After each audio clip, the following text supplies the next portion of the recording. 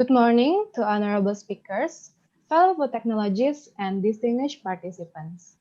Ladies and gentlemen, allow myself, Candice, and my partner Hanim as the master of ceremony of this conference. Ladies and gentlemen, on behalf of the organizing committee, it is our greatest honor to welcome you to the 6th Food Ingredient Asia Conference in Food Science, Nutrition, and Health. Before we start our first agenda, I would like to remind you to switch off your microphone during this conference. Please ensure that you have changed your name according to the category of your participation, according to the technical guideline. Please also make sure that your computer has a working camera and audio device throughout the conference. The chat room is only available for delivering questions to the ongoing discussion in the session, requesting for changing or moving to the other breakout room after you leave out the current suitably designated breakout room and entering the main meeting room, and announcements delivered by the organizing committees. So, Candice, what exactly are we going to do for the next 3 days? Are we going to just sit and listen to the lectures? Of course not. We have plenty of seminar and technical sessions with a wide range of topics. There's something for everyone. Wow, I hardly can contain my excitement. Trust me, ladies and gentlemen, the time, money, and energy you invest here today will be worth it. Now, before we start our activities today, I would like to kindly ask all of us to sing our national anthem, Indonesia Raya, and will be followed by prayer to start the activities today.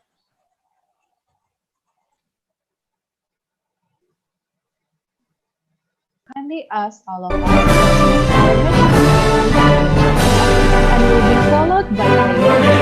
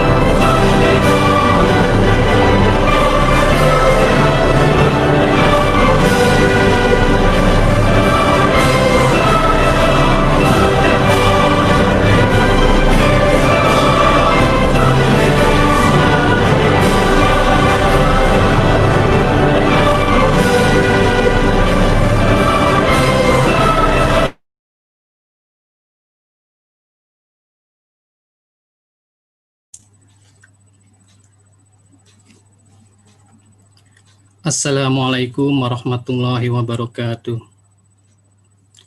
Ladies and gentlemen, let us bow our head for a moment, pray to God Allah subhanahu wa ta'ala so that our conference can be precious to all of us.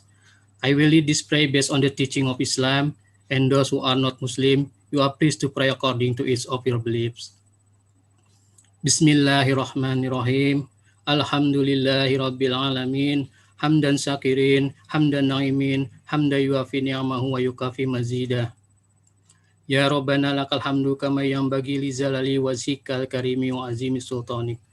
Allahumma sholli ala Sayyidina Muhammad wa ala ali Sayyidina Muhammad. Allahumma gfir lana wali walidaina walil muslimina wal muslimat wal mu'minina wal mu'minat al ahya'i minhum wal amwat. innaka sami'un qaribun mujibud da'wat ya qadiyal hajat. Allahumma inni as'aluka ilman nafi'a wa rizqan thayyiba wa amalan mutaqabbala.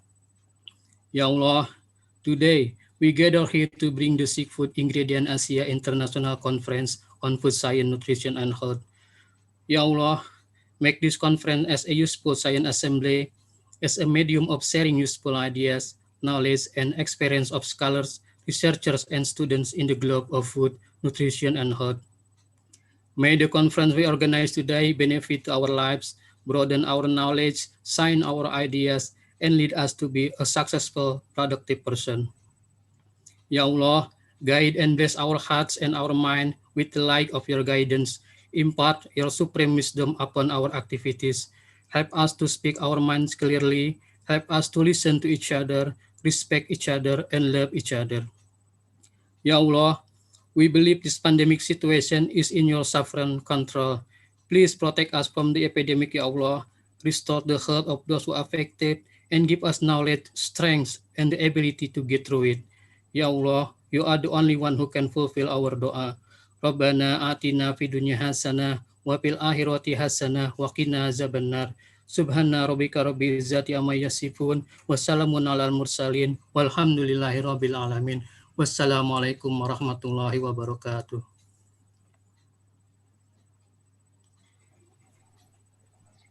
Thank you very much. As we all know, behind this seminar, there is a solid organization or committee who have put their best effort to prepare everything in here.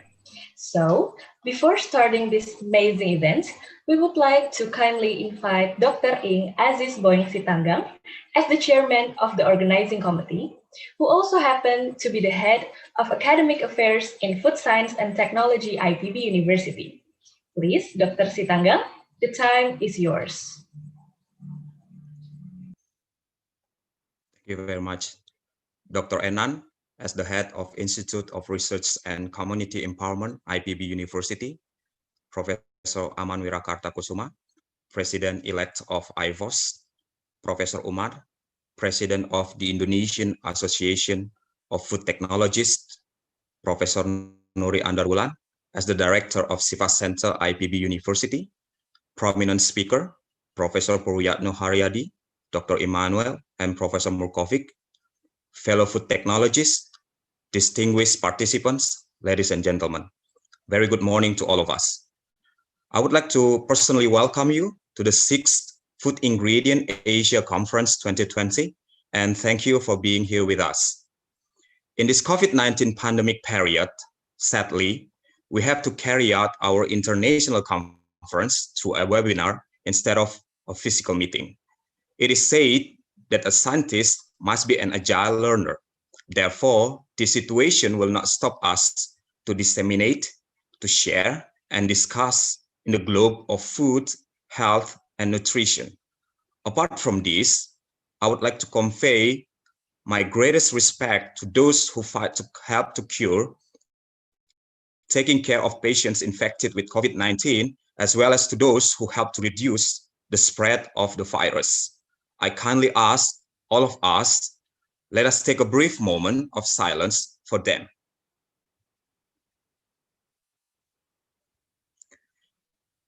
Dear food technologists and participants, as the population continuously grows in parallel to the limited productive lands for cultivating crops, we have to shift our paradigm to a more sustained food consumption. Besides energy and feed, food consumption is one of the main domains responsible for the largest share of environmental impact. So, ensuring nature's sustainability must be viewed as a fundamental determinant of food security, safety, and for humanity. Therefore, we, as the food scientists and technologists, are expected to pave a way for safer, sustainable food production and consumption. This is responsibility that lies on each of our shoulders, regardless of our national borders. In the light of international engagement, this 6th Food Ingredient Asia Conference 2020 is our home to disseminate and discuss in a scientific fashion about food, health, and nutrition.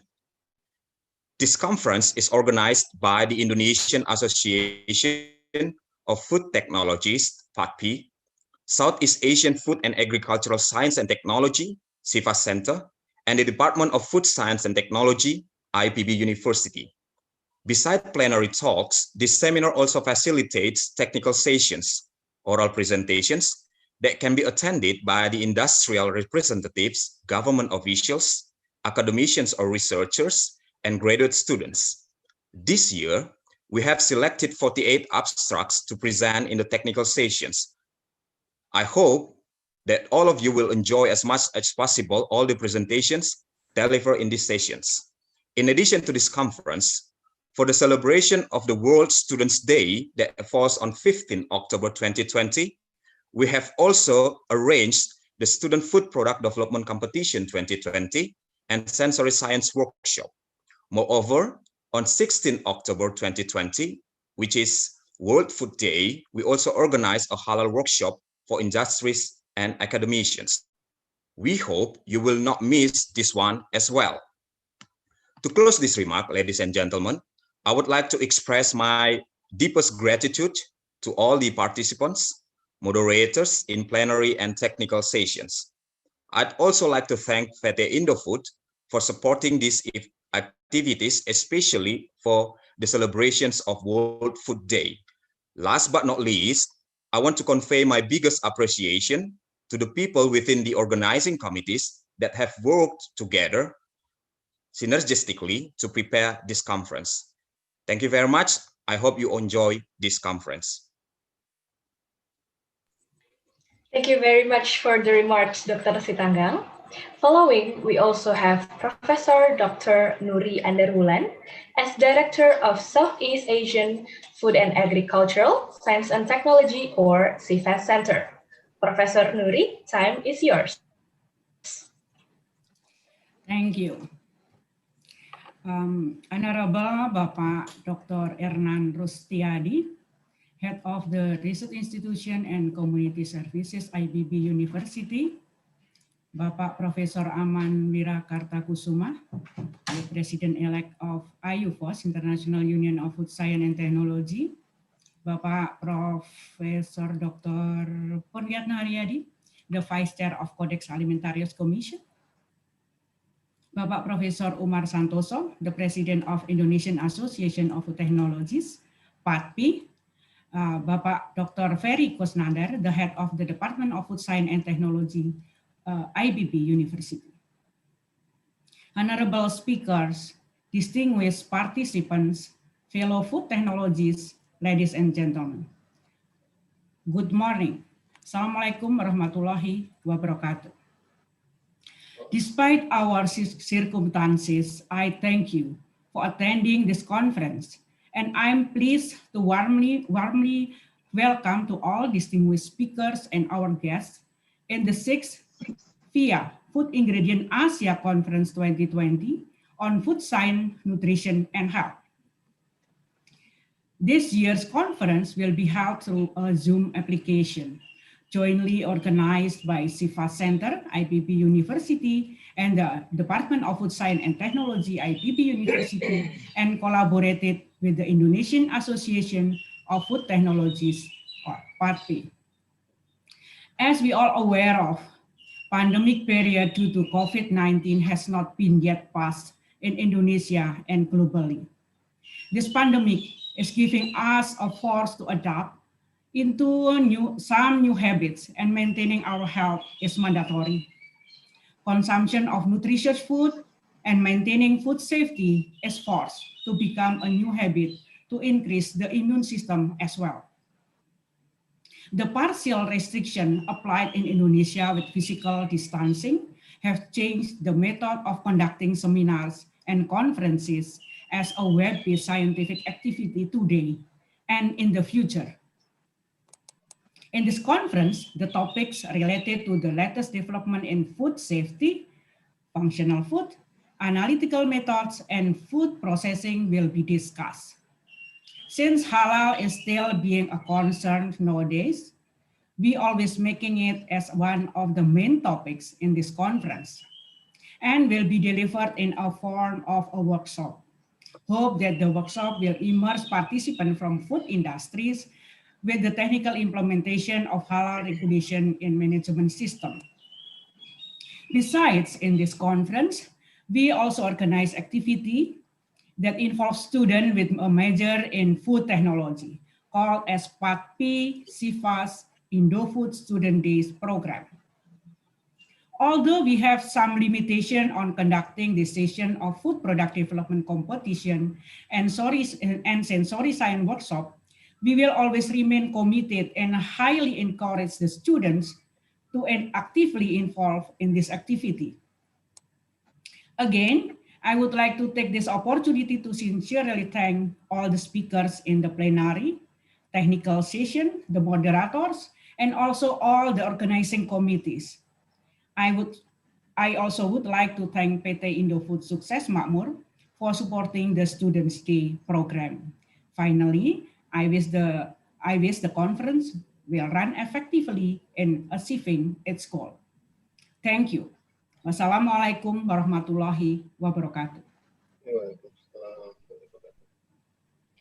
Thank you, Dr. Sitanggang and Professor Nuri for the opening remark. We are all very delighted to see the huge enthusiasm and support regarding this conference. Next up, we will also hear a few words from Professor Emeritus Dr. Aman Wirakatakusuma as the President-elect of International Union of Food Science and Technology, IFOS. He is also the Executive Director of IFMI International Business School and Emeritus Professor at the Department of Food Science and Technology, IPB University. Professor Aman, the time is all yours. Thank you. Dr. Ernan Rustiadi, the head of PPM IPB University, Prof. Purwiyatno, Prof. Umar Santoso, Prof. Nuri Andarulan, Dr. Ferry Kusnandar, and Dr. Haji Sitanggang, distinguished speakers, guests, ladies and gentlemen. Good morning. I wish you all are safe and in good health. Thank you to the organizer for inviting me to this opening of the 6th Food Ingredient Asia Conference. It is indeed a great honor and pleasure for me to speak on behalf of the IFOS Board of Directors in this opening session. Food ingredient has been always important to be available and accessible in this globalization era. Therefore, at least 3 main aspects need attention for us who are working in the area of food science technology, namely food safety, food in relation to health and nutrition, and sustainable food consumption. In the context of food safety, we all realize that food supplies are produced from high-tech and complex systems, wherein more variation of foods are available in the market, which can also have possibilities to contain new hazards and previously have not been found or detected. This can raise emerging contaminants in the food products, which should be concerned and are monitored by the food producers and food industries. Due to many regional and international economic partnerships that have been developed in the last decade, supported by the conducive policies by the Indonesian government, the inflow of food products to Indonesia can come from various countries. It is worth noting that these products may have different adherence qualities such as nutrition, labeling, the use of additives, chemical residues, chemical adulteration, etc. that might comply with standard and safety regulation or might not.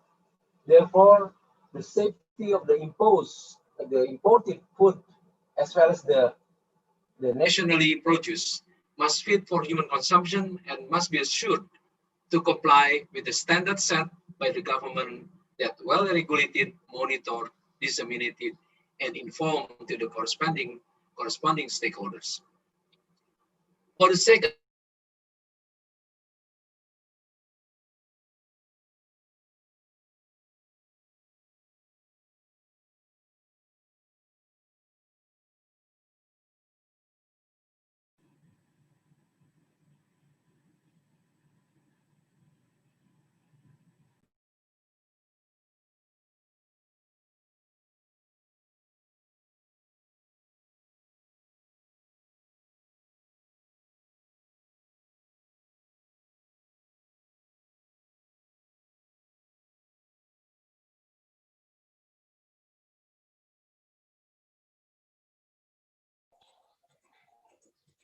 Thank you very much, Professor Aman. Professor Aman might be having some difficulties. Maybe Professor Aman will join us later. And thank you very much for Professor Aman for the very motivating words. And finally, any event held by IPB University won't be complete without the words from the representative of IPB University.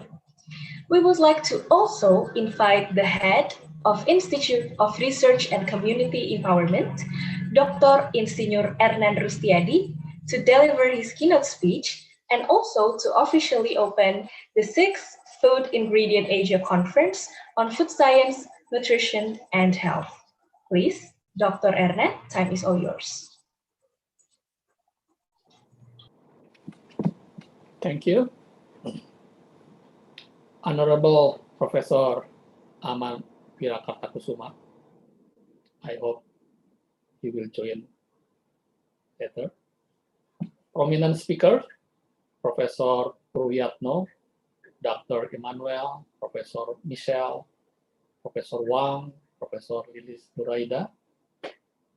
Chair of this conference, Dr. Aziz Sitangam, Director of SIFA Center, Professor Nuri Andarulan, President of FIF STA, Dr. Koh, President of the Indonesian Association of Food Technology, Professor Umar Santoso, distinguished guests and beloved participants. Good morning. Assalamualaikum warahmatullahi wabarakatuh. On behalf of Rector of IPB University, I'd like to convey his apology for not being able to join this 6th Food Ingredient Asia Conference. This is really unfortunate that our rector has a long-standing schedule that he himself must attend. IPB University is a higher education institution that produces innovation with nationally and internationally acknowledged quality. For 10 years straight, 2008 until 2018, IPB has the most innovation compared to other universities in Indonesia. Based on appraisement from Business Innovation Center, Ministry of Research, Technology, and Higher Education of Indonesia. And also in this year, 2020, the Ministry of Education and Culture declared that IPB is the first ranked university in this country. We are very glad for that. The vision of IPB University for the period 2019 until 2023 is to become a research-based university and leading in innovation for national independence toward a techno-socio entrepreneurial university that excel at the global level in agriculture, marine, and tropical biosciences. In its strategic plan, the focus of developing IPB University in this period is to strengthening research-based university through strong research culture, improving research performance, and innovation. As you probably know, the tagline for the IPB University has also changed to be inspiring innovation and with integrity in agriculture, ocean, biosciences for sustainable world. The existence of IPB University until now has benefited from the people in it who were really professional and considered as expert on their field. If we study the journey of IPB University so far, since its establishment in 1993, there are three factors causing the success of IPB University, namely inspiration, innovation, and integrity. First, inspiration has been the hallmark of IPB because there are many ideas of IPB University in the field of education and agriculture, which stimulate various parties to adopt or develop further. The idea of IPB admission selection without testing is monumental, which was later adopted nationally. Similarly, the ideas of mass guidance or BIMAS, mass guidance for agriculture, became a national program in the New Order era that we achieved in 1984 as a rice sufficiency country. Second, innovation. Innovation is the process of utilizing knowledge, skill, and experience to create or improve new product or services, processes, or system which provide important added value. There are many IPB University innovation in 2008 until 2018. There were more than 450 perspective innovation. And this is contribute about almost 40% of the most prospective innovation according to the Business Innovation Center. The IPB innovation become the capital of IPB University to play a role in community. IPB University can be as large as it is today because of its useful innovation, both for government, industry, and also society. The third, the last, integrity, which contain honesty, discipline, responsibility, and commitment become the identifier of IPB University alumni. The integrity become an important pillar of building IPB synergy with various parties. This integrity then gave birth to trust, which is an important pillar of social capital. That is, public trust in IPB University is based on the integrity of the people in it. This is created strong social capital.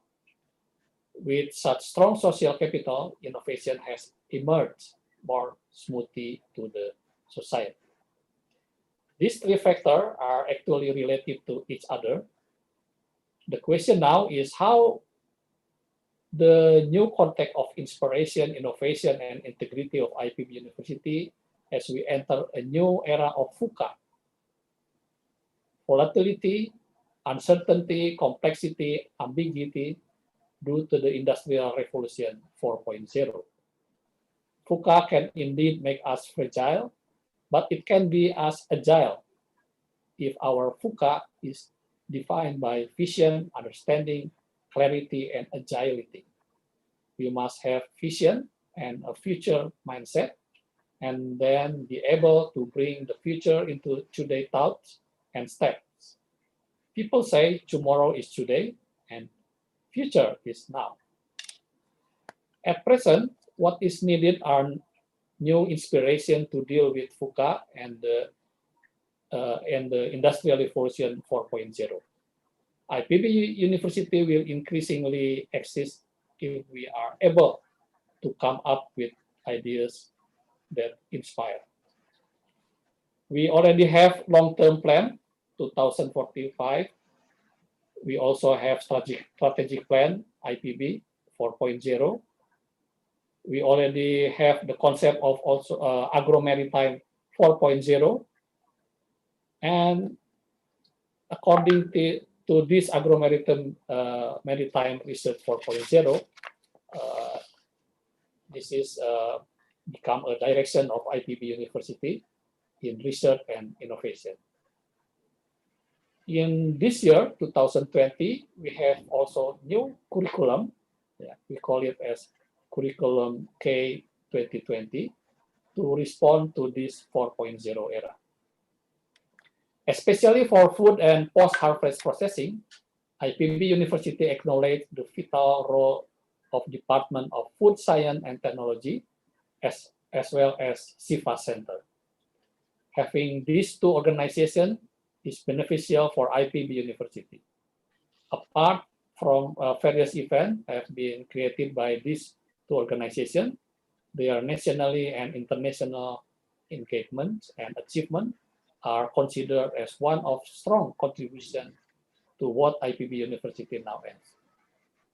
Therefore, we are happy to have this Food Ingredient Asia Conference held back again with strong collaboration with the Indonesian Association of Food Technologies, PATPI. Dear participants, as probably heard before, the world population continuously grow in parallel to the limited productive land for cultivating crop. This is the future challenge of food security. This must be overcome by the enhancement of the available land productivity, minimization of food loss, managing the sustainable substantial food consumption. In this coverage, Department of Food Science and Technology and SIFA Center, as the representation of IPB University, must create a strong scientific basis to overcome both food and nutrition security. Besides research result dissemination, in this 6th FIAC 2020, amongst food technology scientists must be able to exchange ideas to everyone will be benefited from further ongoing research, especially in food, health, and nutrition. Therefore, I especially really expect that after this event, more and more productive knowledge, science, or even technology will be developed to strengthen especially our nation, Indonesia. And now, without further ado, I'd like to once again congratulate Dr. Sitanggang and other committees for making this conference will run smoothly. Although I believe this is the first time for this conference held through webinar by online. I also thank all the invited speakers, moderators, participants for your support in this conference. And lastly, I also convey my gratitude to PT Indofood for supporting this event. Let's cherish the time during this conference. By saying Bismillah, I officially open this 6th Food Ingredient Asia Conference 2020. Thank you very much and have a good day. Assalamualaikum warahmatullahi wabarakatuh. Waalaikumsalam warahmatullahi wabarakatuh. Thank you very much, Dr. Ernan, for officially opening this conference. Before we move to our next activity, we will take a group picture. So I would like to ask the host to highlight Professor Haryadi, Dr. Emmanuel, Professor Umar, Dr. Ferry, Dr. Ernan, Professor Aman, Professor Nuri, and Dr. Sitanggang.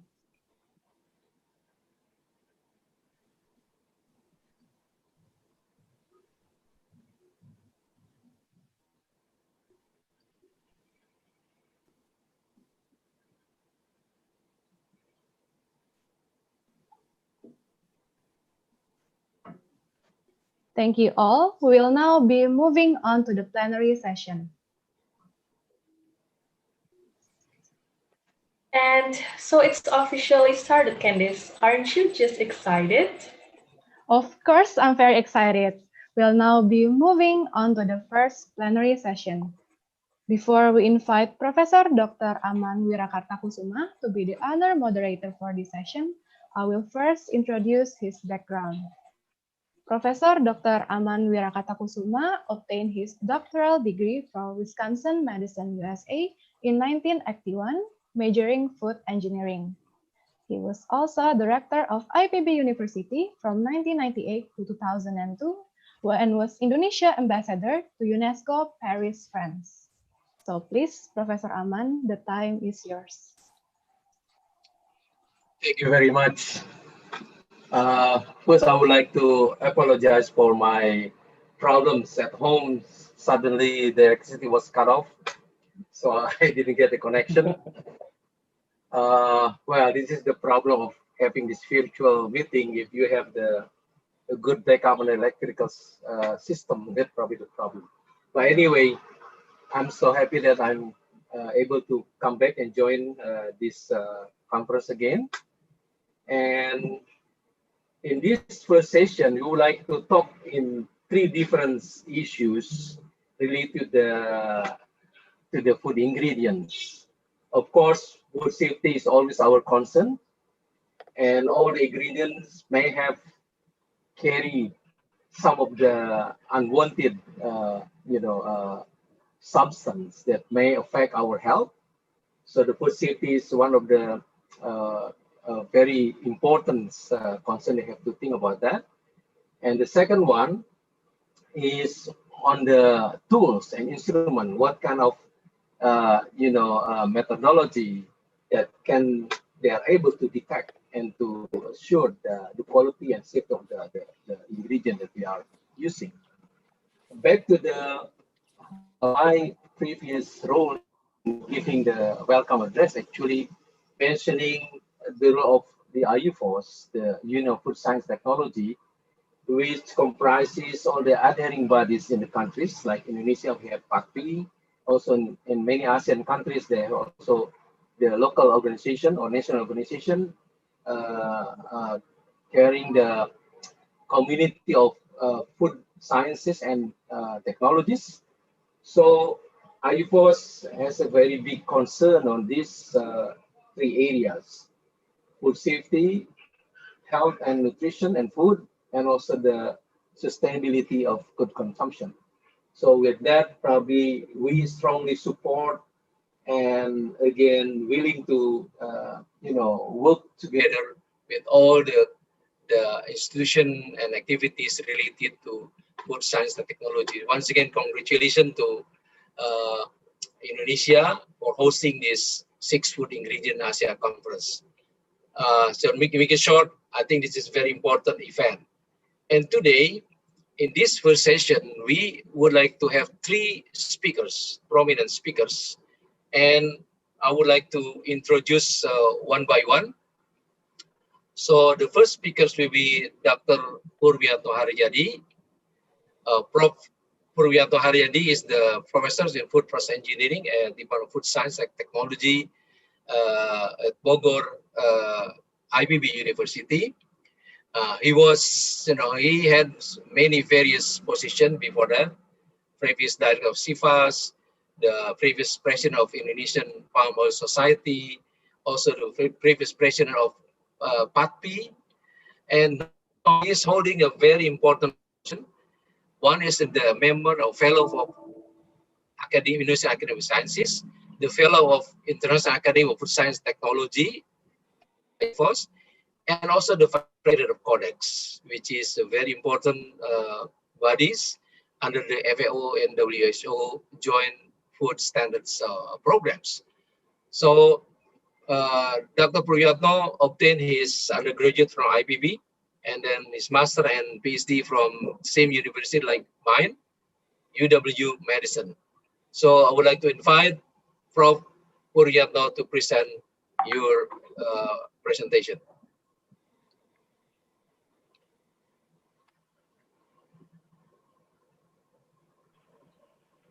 Thank you.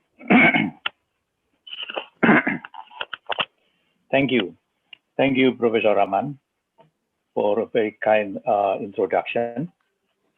Professor Rahman has been my mentor for long, and thank you for that opportunity. Good morning, evening, everybody. Thanks to the organizer for inviting me, and I wish this event will be successful and we don't have any technological hiccup like what we have before. I'm very honored to be at the same panel with Professor Hatsakis and also Professor Murkovic. And my presentation today will be on palm oil, and I would like to share my presentation.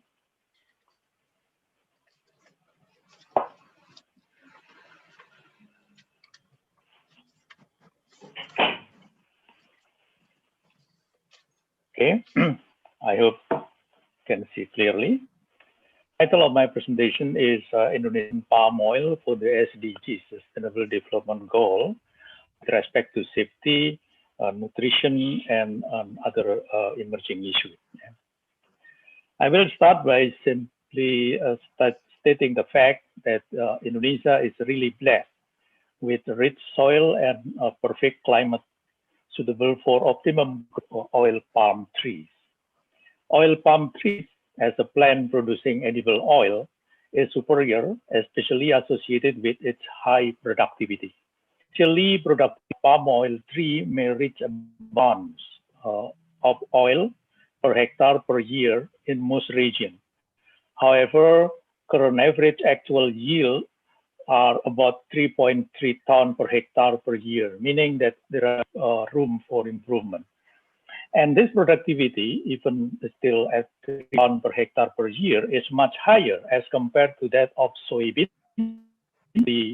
up to 0.4 tons per hectare. Also, sunflower seed, only 0.5 tons per hectare. Not only that the productivity is high, palm oil also has a lifespan of more than 25 years. Palm oil is also have a cheaper production cost of about $160 per ton as compared to that of soybean of about $30,000 per ton. So according to the Indonesian Palm Oil Association, Indonesia palm oil production in 2019 was 51.8 million, comprising of crude palm oil for about 47.2 million tons, palm kernel 6 million tons. This number is about 9% as compared to that of 18 production of 47.4 million tons. And this number is expected to grow in the years to come. With this performance, it is currently the biggest producer and also of palm oil and palm oil derivative products. In this stage of development, palm oil sector has a contribution to the Indonesia population. The Ministry of Environment and directly, palm oil sector is employing more than 8 million Indonesians more receiving indirect economic benefit. Driven by the increase in global population and economic growth, the demand for vegetable oil over the next decade will continue to increase. According to the report from Global Palm Oil Market Site, the palm oil sector will continue growing at about 0.9% for the period of 2019 to 2024. Furthermore, small-scale palm oil plantation is contributing up to 4% and producing up to 30% of the national food. This discrepancy is attributable to the combination of many factors, among others, quality seed, lack of financial access, and also poor farming techniques. According to the Ministry Republic of Indonesia in 2018, years, palm oil sector has grown such a robust growth, and that their export value will be 2.5% of the country gross domestic product. The data also shows that export for palm oil production have been the biggest contributor of non-oil and gas export revenue for the past 3 years.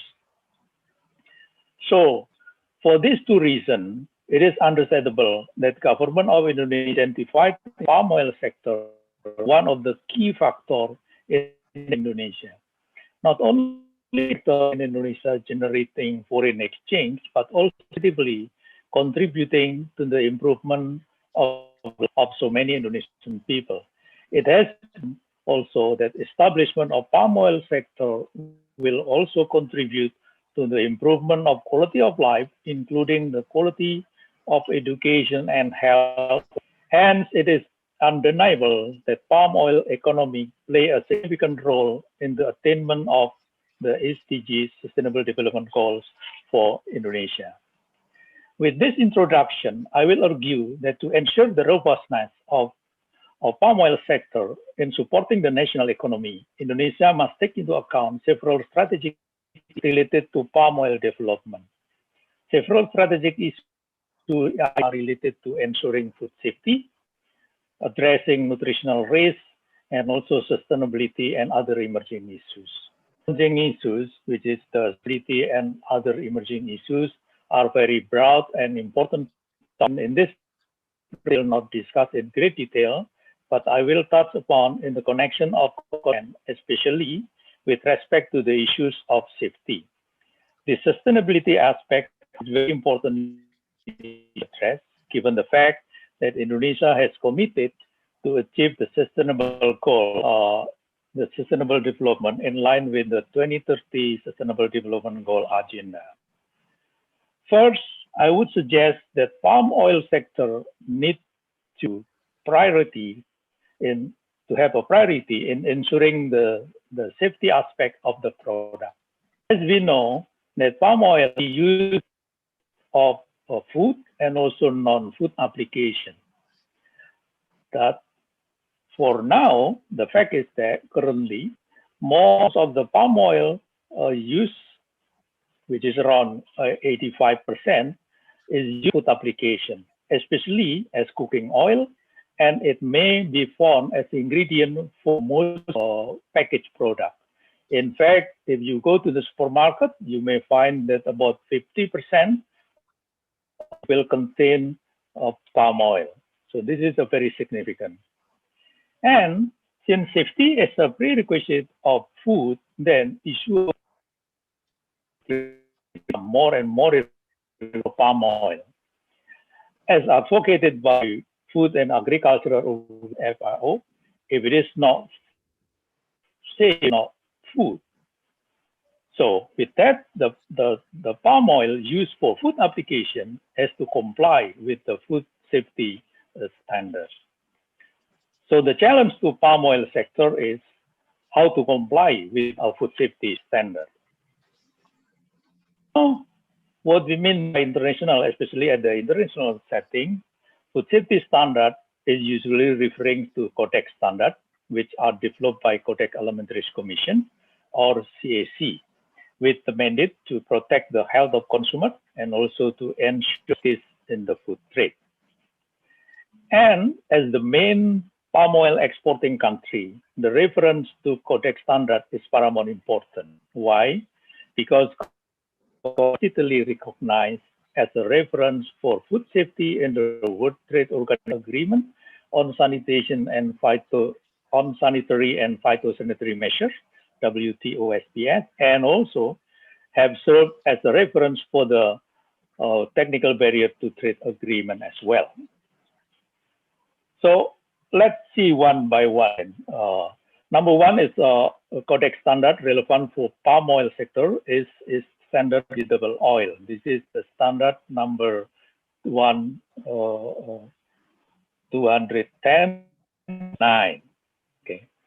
The standard covers many kinds of named vegetable oil, and especially for palm oil, specific provision for several types of palm oil commonly traded, such as palm oil, palm olein, palm stearin, palm kernel oil, and specialty kind of oil such as super olein and also palm oil with a higher content of oleic acid. So again, the standard provide detailed provision covering essential composition and quality factors, food additives, contaminants, hygiene, labeling, and also methods of analysis and sampling. This needs to be consulted if Indonesia would like to play an important role in the international trade of palm oil. Number two is a code of practice for the storage and transport of edible fat and oil in bulk.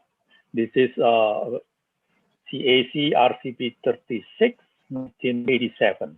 Again, as an exporting country, provide guideline on handling, storage, and transport all crude processed edible oil, especially in bulk for the export purposes.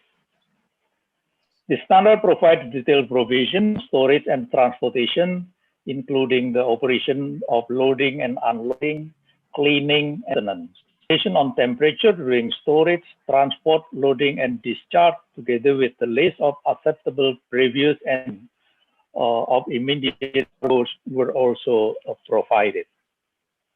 So, as of overall, this standard, the Code of the Storage and Edible Fat Oil in Bulk, intend to provide direction to address issues related to contamination that may arise during storage and transportation by ensuring proper cleanliness and including tanks for transportation and also for handling to avoid contamination.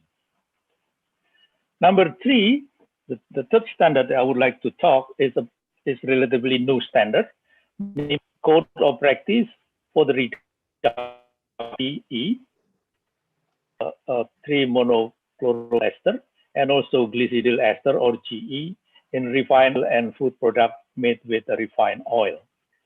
In principle, the Code of Practice intend to provide farmer, producer, and also manufacturer and other relevant with guidance to prevent and reduce formation of 3-MCPDE and GE in refined oil and also food made with refined oil.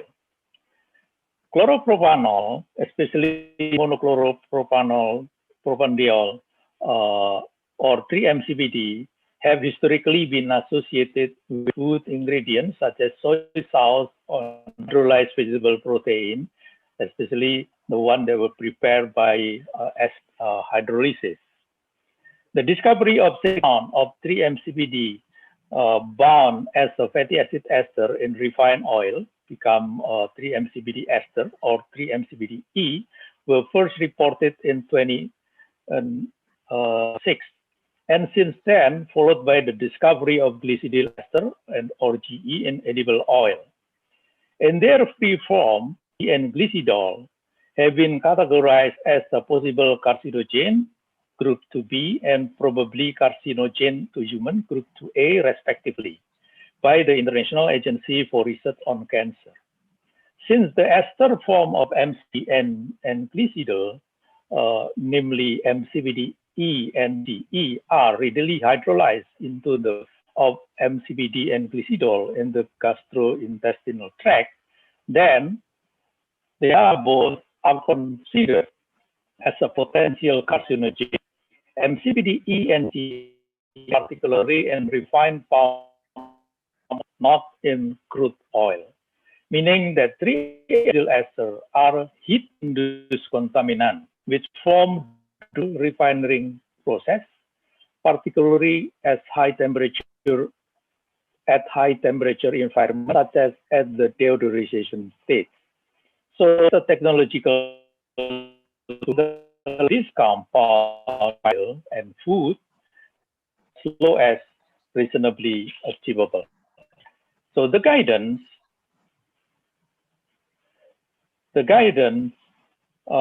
cover 3 strategies for reducing 3-MCPD, started from good agricultural practices, including selection of oil, use of fertilizer, pesticide, harvest, handling, and transportation of the fruit. And second, on good manufacturing practices, focusing on oil milling and refining practices, consistent and treatment, degumming, bleaching, deodorization, including the refining process. And lastly, recommendation number 3 is for user actually, to select and use the available option of refined oil to be applied for the product made with refined oil. So the implementation of the Code of Practice is even more critical for Indonesia as an exporting country because some importing countries are placing a stricter standard. For example, the European Commission has adopted on GE limit since 2018. And EU will also place new stricter maximum level on 3-MCPD-E level in all vegetable and fish oil incorporated into such as processed cereal-based food for toddlers out of concern for the health of young children, especially those aged 1 to 3 years. No legal limit for vegetable oil in byproduct category will be 750 microgram per kilogram for 3 mcvd. Of no regulation set maximum 3 mcvd limit for products intended for general consumption, 250 gram per kilogram for non-virgin oil and 2,500 per kilogram for all other oil, including palm oil. So there's no 3 mcvd are complementary to existing GE level that we in place in 2000. This is the challenge for Indonesia as exporting palm oil. Obviously, the quota practice will have major effect in Indonesia, and consequently, Indonesia needs to prepare at the national level on how to implement this quota practice. With respect to the SDGs, special directed to small farmers, which constitute 10% of the palm oil plantation in Indonesia. Indonesia should have a national action to identify specific and strategy for small sin reduction of MCBD, E, and GE in refined oil to a level of as low as possible will depend on the level of technology applied, and this is a problem for small farmers. One issue that need to be addressed is related to nutritional risk.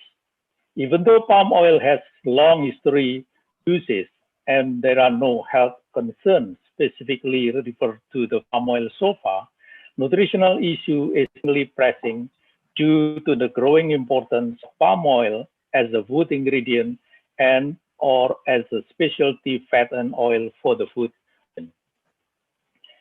As with many other edibles, palm oil is mainly composed of triacylglycerol having many different kinds of. As in this table, palm oil has a unique fatty acid composition with approximately 50% saturated fatting of 44% palmitic acid, 4.5% stearic acid, and 1.1% myristic acid. And also another 50 saturated fatty acid of oleic acid, linoleic acid, and linoleic acid. So this is truly unique for property of palm oil, and that can be used for many applications of food. The common criticism of palm oil nutritional problem is associated with the potential health of excessive use of palm oil by food industry. That due to the higher content of saturated fatty acid, which is actually may increase the cardiovascular disease risk. Study published in the bulletin of the WHO 20 title of the palm oil industry and non-communicable disease report that the health impact of palm oil consumption in food is actually mixed, meaning that it link the consumption of palm oil to the risk, and other studies show no negative effect or even favorable health outcome from palm oil consumption. So at best, the debate about the risk and benefit of palm oil consumption is far from conclusive. Consequently, as the main exporting country and also as the main palm oil consuming country, we have a great interest to promote independent and comparative studies of the health impact of palm oil consumption. So again, palm oil, long history of safe uses, the comprehensive study is important to ensure better scientific risk assessment regarding the nutritional and health of palm oil. Next is the sustainability issues. Consumers are more and more sophisticated. They are also demanding, more and more demanding. A food valuation survey by Deloitte Consulting in 2015 suggests that for the consumer, safety of the product, including has always been important factor influencing the food buying decision. Not only consumer demand on something that usually associated with product, they also demand indirectly making association between product and environment, including worker and society.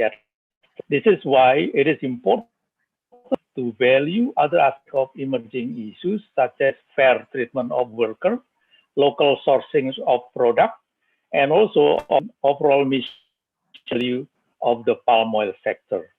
All of this aspect is not only sustainability of the palm oil sector to attain the SDGs.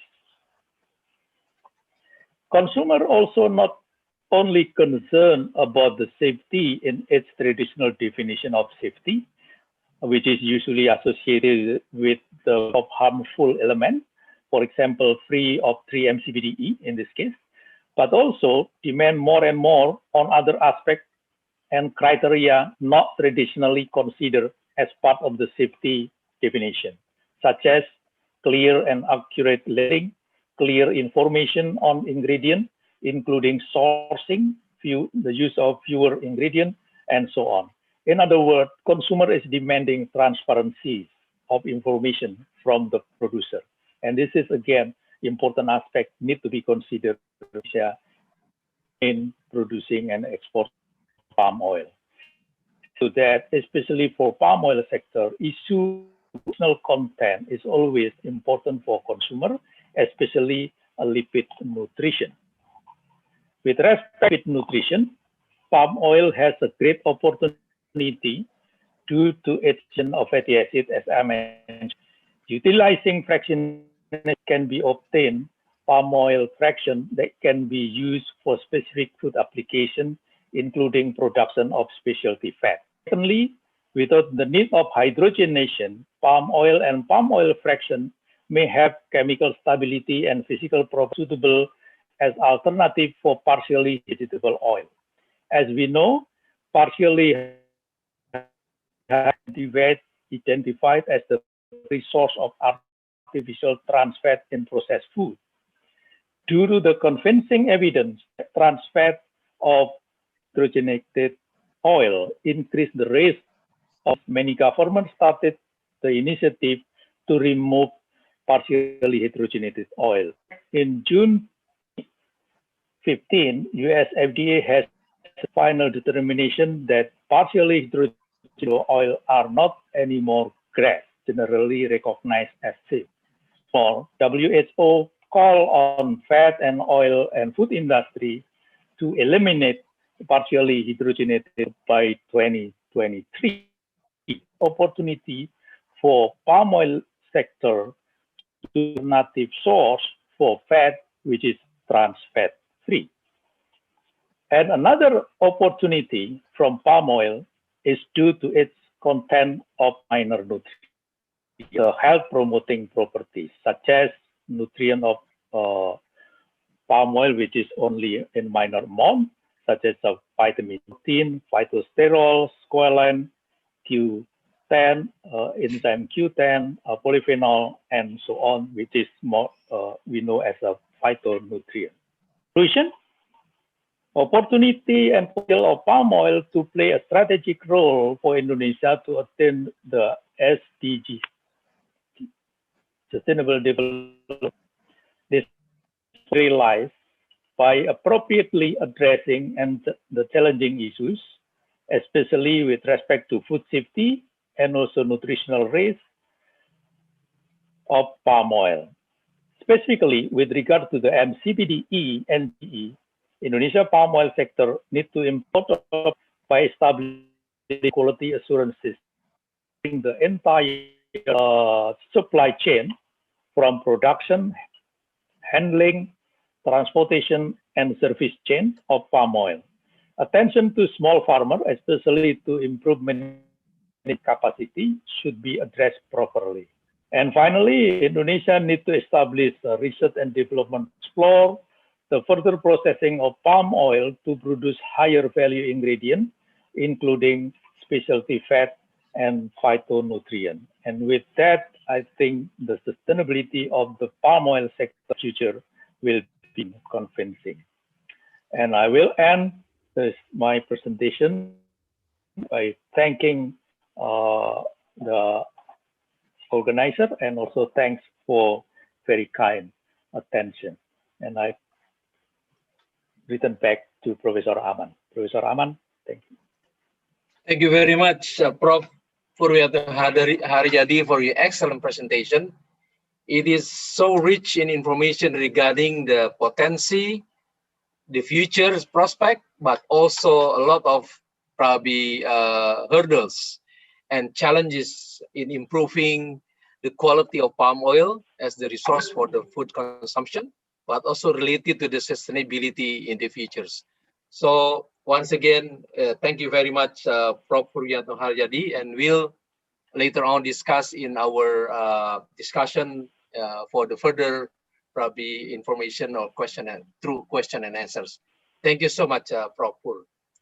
I would like to introduce the second presenter or second speaker this morning, which is I would like to introduce his name and biodata. Dr. Emmanuel Hatzakis. Am I spelling your name correctly? Okay, Dr. Hatzakis obtained his bachelor degree and also master and PhD degree from University of Crete in Greece. So I suppose that he is Greek. And he has been following a very interesting career and personal, occupation in his expertise, starting mostly reflected the experience in the U.S. universities, like in University of Arizona, University of North Carolina, University of Pennsylvania, and then Pennsylvania State University, and also then now Ohio State University. And his particular expertise and interests in the field of NMR, I think this is a very important again area and skills and expertise needed for us. When we heard from Professor Purwiyato was some of those ingredients. So the technology, the methodology that needed for that again will be explained or probably reflected by the presentation of Dr. Emmanuel Hatzakis. So, Dr. Hatzakis, this is your time. Thank you very much. Can you hear me? Yes. Great. I will now share my screen. Now everybody can see my screen and the cursor also? I mean, yes. Great, great. Okay, so thank you so much for the introduction. And also I would like to thank the organizers for this kind invitation and for their efforts to make this great event. So my presentation is about the application of NMR spectroscopy in food analysis and in food quality control. I will first give you a background about my lab and the techniques we use there. And then I will move to examples of research projects, more specifically the lipid fraction of coffee and also the analysis of pomegranate juice. So just to give you an overview, in my lab we have two main areas: understanding the factors that affect food quality, which is what I'm going to talk to you about today, and also develop value-added products from food wastes. I'm not going to talk that much about this area. Now, the main tool we use to achieve our research goal is NMR spectroscopy, and we often combine it with statistical analysis, what we call metabolomics. NMR methodology, as I said, is a tool for conducting our research. However, it's also a research area for us at the same time. So to achieve our goals in these two other areas, we often need to develop a new method or modify and optimize an existing one. Now, although NMR has many advantages as a method, and the recent years, actually, you can see more and more applications of NMR in food science, it's still an underutilized tool in our field. Incorporating NMR in food research will help scientists to increase the novelty and answer questions which cannot be answered with other methods. So for that reason, we're trying to communicate NMR spectroscopy to food scientists and show them the great potential it has for food-related applications, of course, and also communicate these applications to NMR spectroscopists. So to do the opposite, because there are many NMR spectroscopists who may want to jump in the field because there are so many opportunities. So we recently wrote 2 review papers that we believe they help in this direction. This one here, the left one, focuses mostly on spectroscopy, on high resolution NMR. And here you can see also other applications like MRI, low field NMR, relaxometry, and other subfields of NMR. I believe there are very good sources, not only to see the applications, but also to become more familiar with NMR. Now, many people think that we run NMR only in hydrogen. That's the only nuclei we study, which is not really true.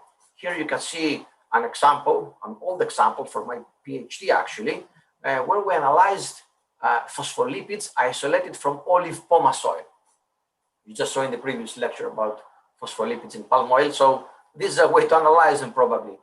So each phospholipid can be determined by its distinct signal from the phosphorus NMR spectrum. For example, you can see here phosphatidylinositol, phosphatidic acid, and others.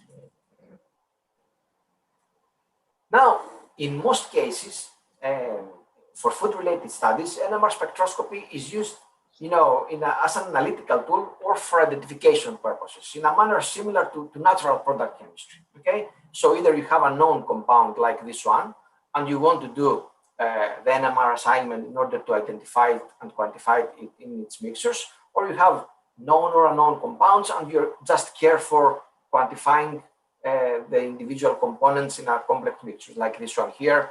My PhD student, Katie, when he was doing her master, he used NMR spectroscopy to quantify individual fatty acids in fish oil supplements. Okay, so this is what people do generally with NMR in food science.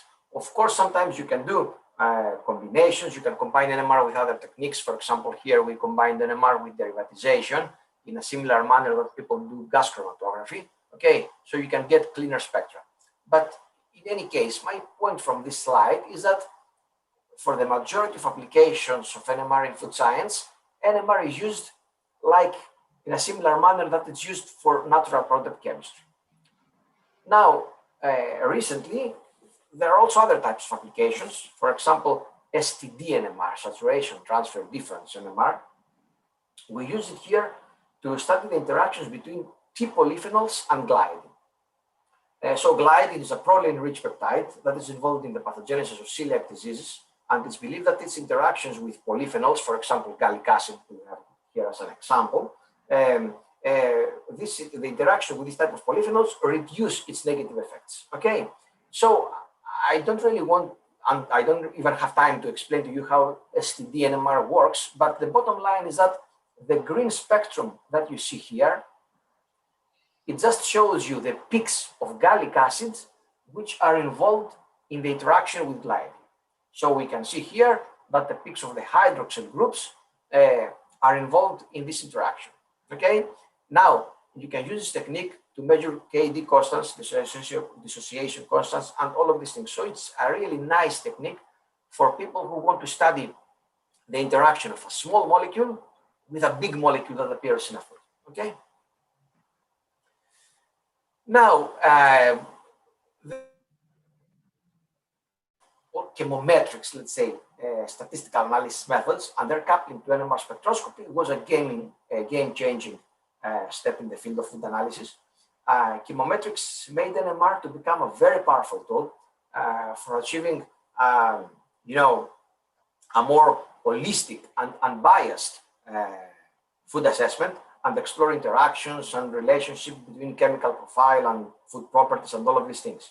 So this made NMR, chemometrics, made NMR something more than a technique which is used only for compositional analysis.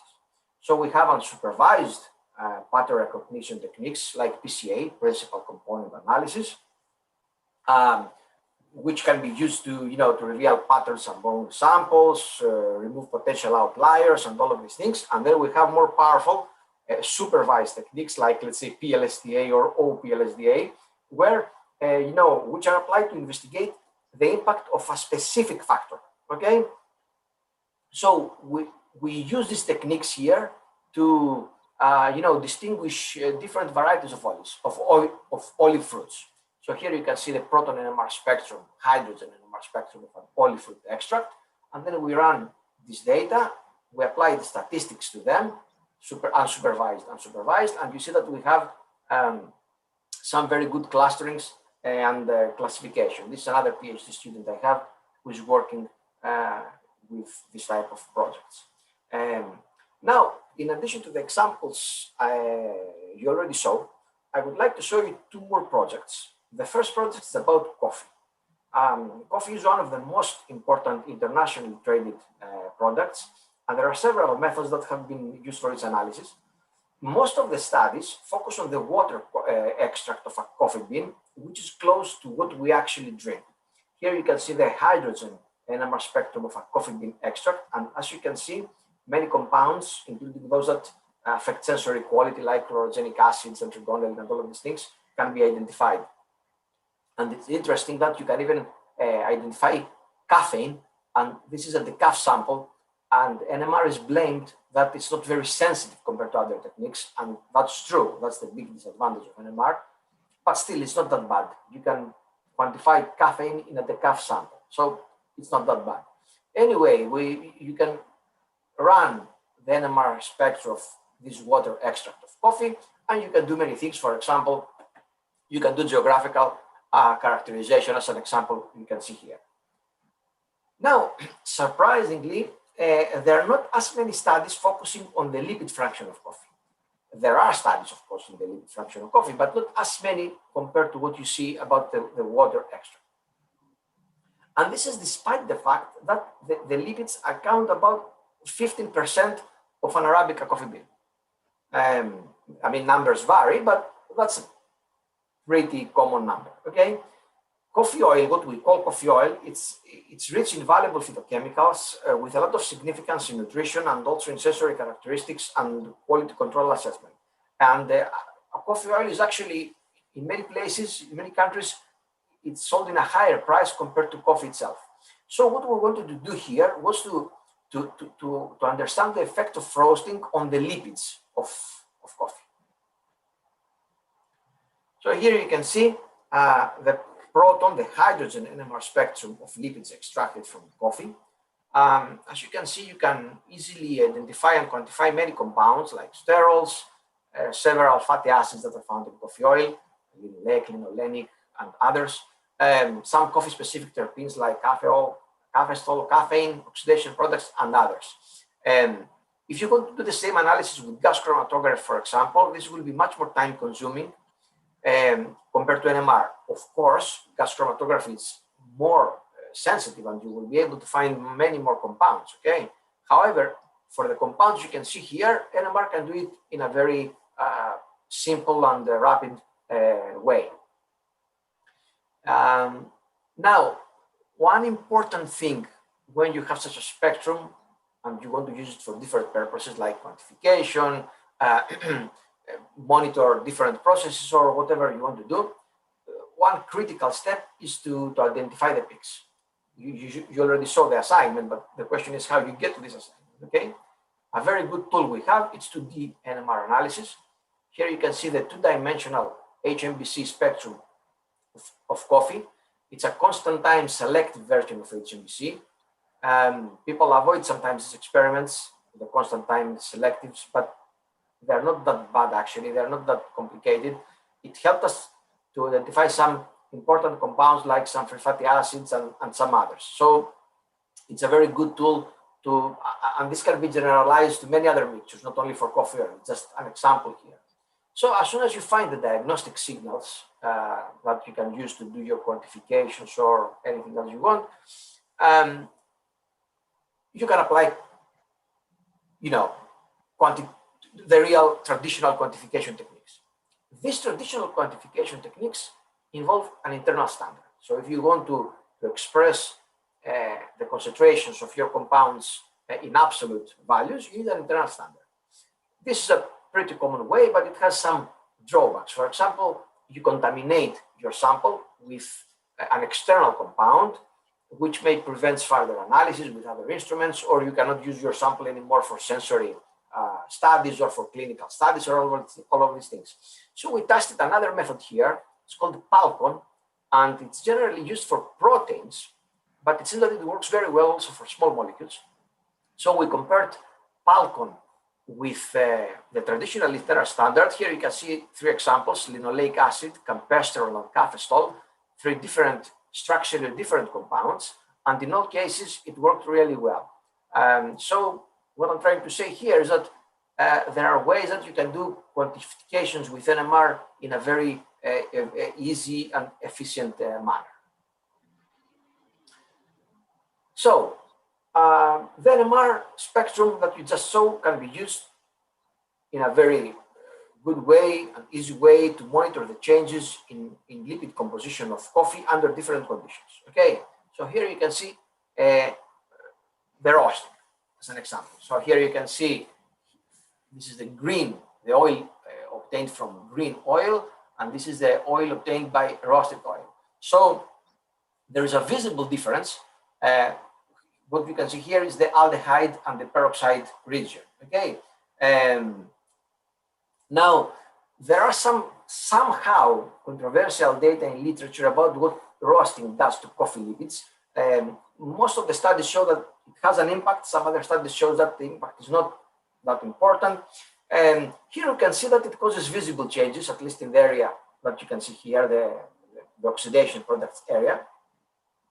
Although there is an impact in the aldehydes, I mean, we can see it. However, in terms of p-value, it was not significant. Okay, what was significant though was the main peak, which is an alpha beta unsaturated aldehyde here. Okay, that was significant. What was also significant was cafeol and cafestol, these 2 coffee-specific terpenes, and also linolenic acid. So that was a somehow targeted analysis because we focused on some certain compounds like oxidation products. Now, in addition to what happens to specific compounds, we also did a more global analysis. Here you can see the PCA plot between green and roasted lipids. As you can see, there is a clear clustering. And again, the Lodix plot showed that the main compounds that are affected are oxidation and hydrolysis products, but also highly saturated fatty acids. Because PCA reflects the total variance of the system, including variance which comes from other things like geographical origin of the samples or other factors, we also did a supervised analysis, OPLSDA, and again, we had a very good clustering and classification. We also tested the potential of carbon NMR for this type of work, and it also worked really well. Now, the other project I would like to show you, it's related to the analysis of pomegranate juice using NMR. Pomegranate juice is a product with a high commercial and nutritional value. Its market keeps growing actually, and having a tool for the fingerprinting of this mixture is important because we can use it to evaluate its quality, determine authentication, and also use it to develop breeding strategies or even new varieties with better and optimized characteristics. Now, there are limitations with current methods. For example, they are laborious, they are time-consuming. Sometimes for quantifications, think, for example, LCMS. Okay, for quantifications, sometimes you require high purity internal standards, which have similar structure characteristics with analyte. These standards sometimes are not available or they are expensive. So pomegranate juice is an ideal system because of the composition it has to investigate the potential of NMR for this type of mixtures. Of course, NMR has its own. For example, the selection of internal standard, again, it's not also trivial all the time. the relaxation times, it's a magnetic property. I don't really want to talk about it here, but this magnetic property, relaxation time, sometimes makes the analysis, the NMR analysis long. So we need to find some good relaxation agents to add them in the mixture to reduce the experimental time. There are such agents for non-polar solvents, okay, like this one here, chromium ketonate. But for polar solvents, we don't have many options. And a fruit juice is a polar mixture, of course, okay? And the other challenge is the quantitative capability about the different pulse sequences which are appropriate for food analysis. So here you can see the proton NMR spectrum in the sugar region and in the aliphatic region. Many compounds can be identified here. Even compounds which have many tautomers like fructose, it can be also easily quantified. Similar things with the carbon NMR spectrum. The sensitivity of carbon NMR is much lower, but the resolution is better. So if you're not interested in minor compounds, carbon NMR is a good choice. Now, the spectral assignment, we talked already about it in the coffee slides, but the spectral assignment, which is the most important step, can be done using spiking with model compounds, if available, but also with two-dimensional NMR. Traditionally, people run a series of 2D NMR like COSI, HMBC, HSQC, and this type of experiments. And running these experiments individually takes really a lot of time. So here we used the so-called NOAA, N-O-H-A, super sequence approach. It's published a few years ago in Angevande from AIRKU and Tim Claridge. So this is the first application in mixtures, as far as we know at least, and it worked really well. We had some artifacts for COSI, but it worked really well in general. Here you can see the HSQC spectrum. So what these NOAA sequences do, they run, I will try to make it in a simple way, they run all the experiments at once, let's say, okay? So you save a lot of time. So 5 more minutes, please. Oh, excuse me? 5 more minutes. Sure. So we use this type of experiments to do the assignment, and it was really helpful. Oops.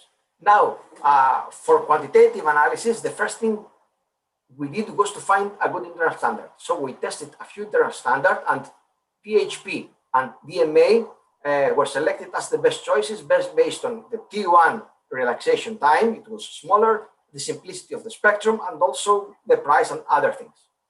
The next step was to test the manganese chloride as a relaxation agent. It worked really well. It was able to reduce the relaxation time of all the compounds in the mixture and make the analysis very, very fast. Of course, you cannot use as much as you want because then you destroy the spectral quality, but we found that if you use it at least at 0.033 millimolar, it gives very good spectra and at the same time short relaxation times, which makes the analysis very, very fast. Now, the main issue with food samples and NMR is that most samples contain water, okay? But people often don't want to remove it because it increases the length of the analysis and also causes degradation to some compounds. So what you do is to apply a pulse sequence which has water suppression. However, these pulse sequences are not always quantitative.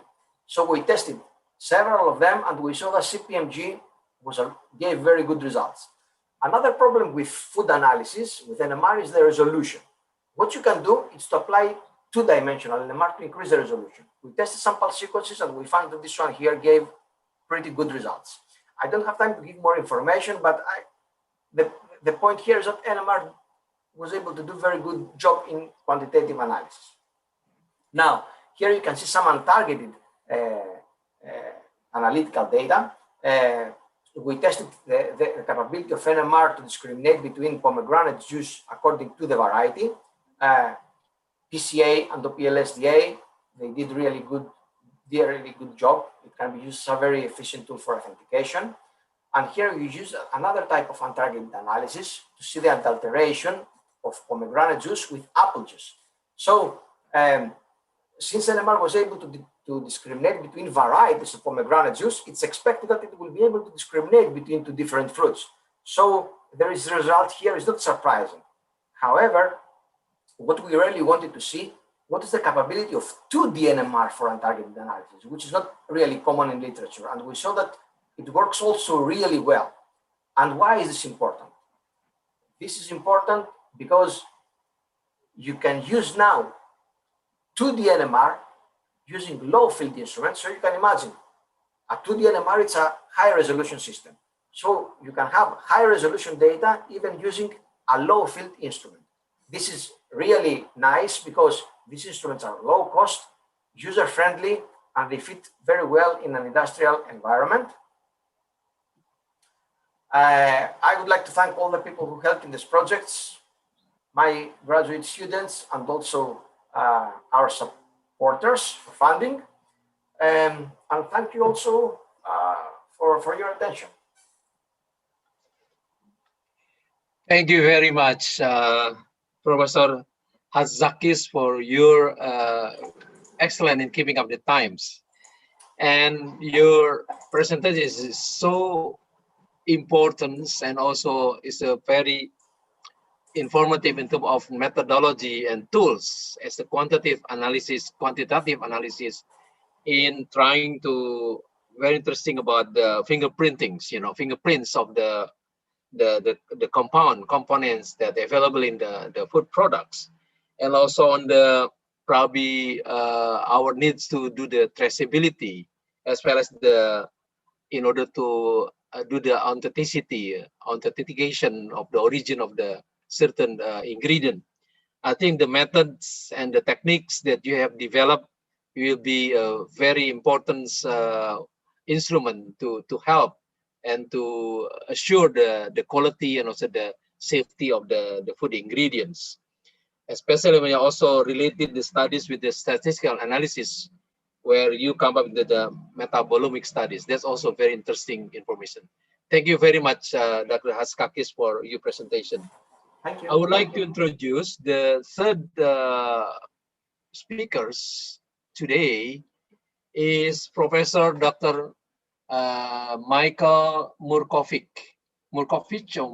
Sorry if I'm spelling it wrong. So Professor Murkovic was born in Graz, is in Austria in 1959, and he got the degrees of biotechnology, diploma and also PhDs from University of Graz. Then he works, he has a previous experience working in the pharmaceutical company, in both in postdoc in Zurich, and then came back to Austria, and then he specifically focused his research areas on the carcinogenic compounds that form during cooking and the influence of antioxidant in the formation of this compound. He is using a lot of also liquid chromatography and mass spec. Then he's now as an associate professor in the field of food chemistry. He has published more than 100 manuscripts in reviewed scientific journals. He's teaching food chemistry and food biotechnology at Graz University. Then he also is chairman of the Austrian Food Chemists at the moment. So please welcome Professor Murkovic for your presentation. Many thanks, Professor Aman, for this very kind introduction. And I also want to thank the organizing committee for inviting me and giving me the possibility to talk about our research that we do here in our institute. And one of these topics that we are working on is the occurrence of furfuryl alcohol in coffee. And this is quite interesting since we do not find a lot of furfuryl alcohol in other foods, and the main exposure to this compound is from coffee. So why are we interested in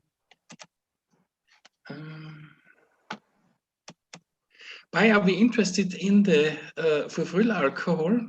And this is goes back to some research that was done mostly in Germany, showing that the furfuryl alcohol can be modified with our liver enzymes, forming a very reactive compound that can react with the DNA and induce mutations, and also could also induce some kind of cancer. So this mutations or the formation of DNA adducts was shown in Salmonella diffimurium, in different experimental mice strains it was shown, and also the increased levels of DNA adducts formed in wild type mice, and some changes in the DNA also in the human lymphocytes.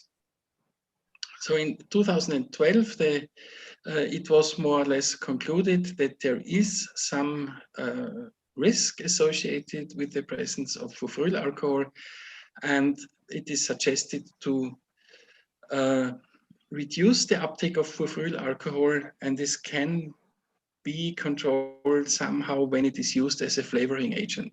However, in coffee, this is a little bit difficult, and I will show you some of these results and why it's difficult to reduce the furfuryl alcohol in coffee.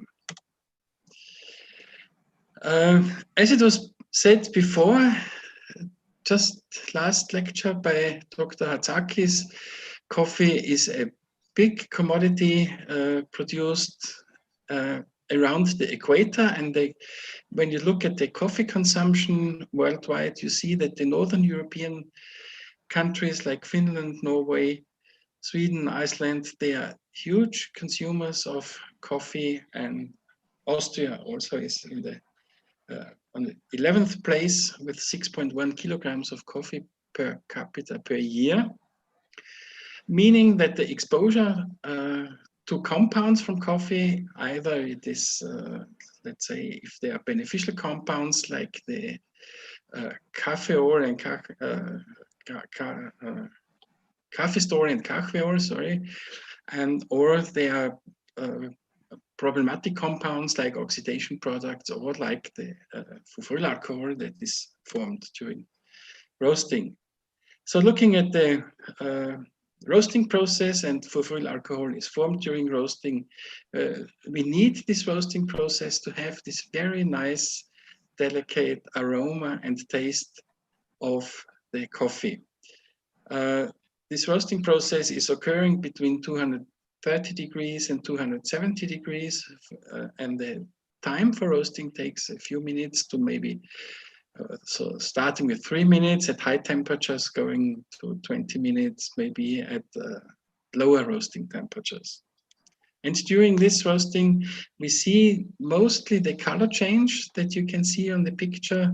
On the top left, we have the green coffee, and the aroma, and of course also the color develops during the roasting process, having different products. And depending on the preferences of the country, or of the personal preferences, the coffee is roasted according to these types that you can see here. One of the compounds, or one of the few compounds that are interesting for us are the furan derivatives. Furan itself is formed in higher concentrations. This is also carcinogenic, but we are more interested in the derivatives. One of these compounds is hydroxymethylfurfural. This is not toxic, but is a very related compound. And then we have the formation of furfural. At low roasting temperatures, we have a very strong increase during the first 2 minutes. So at 210 degrees, we have in 2 minutes, we have an increase. And then during the later roasting time, we have a decrease of these compounds, and furfuryl alcohol appears at the later stage of roasting. This is quite interesting that we have this delayed formation in the roasting. However, again, at the later stage of roasting, the furfuryl alcohol concentration decreases again. Looking at the numbers, we have and you see that sometimes we get furfuryl alcohol concentrations up to a few milligrams per gram, meaning that in a standard cup, which is 9 grams of coffee and 75 milliliters of water, we have around 30 milligrams of furfuryl alcohol per cup. Furfural is less, and hydroxymethyl furfural also, which depends on the type of roasting, could be 100, 200 micrograms per gram.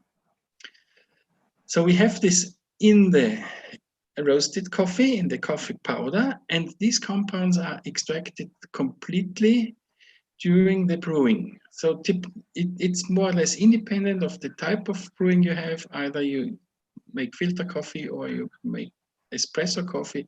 Practically all of these compounds are extracted into the cup, and when you consume it, you're exposed to these compounds.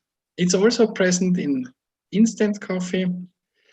Here we have a little different situation, but we have not analyzed many samples, so this is only a very few samples that were selected to analyze. So furfuryl alcohol is 267 micrograms per gram, and hydroxymethyl furfural is higher.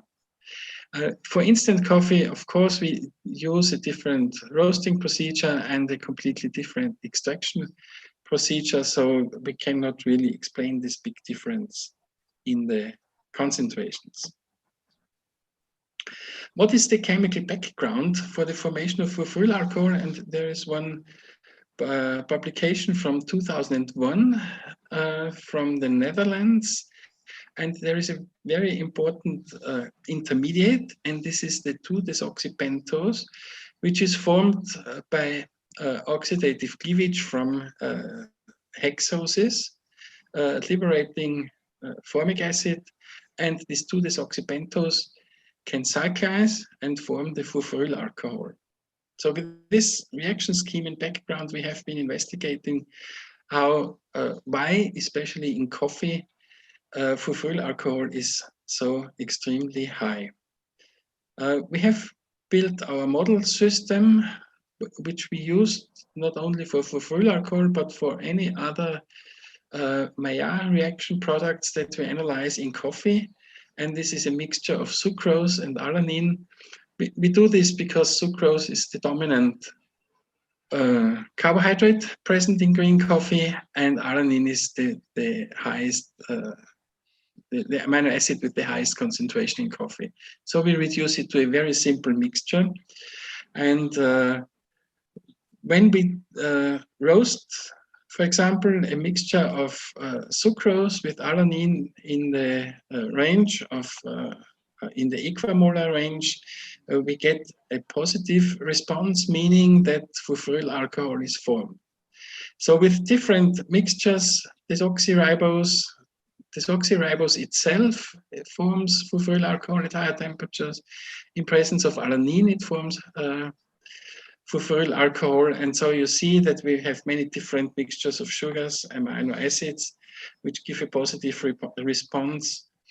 Also, pentoses, starch, different polymeric compounds from carbohydrates, and also here some wheat flour, and many other compounds that are present in coffee. They do not interfere with the furfuryl alcohol formation during the roasting process.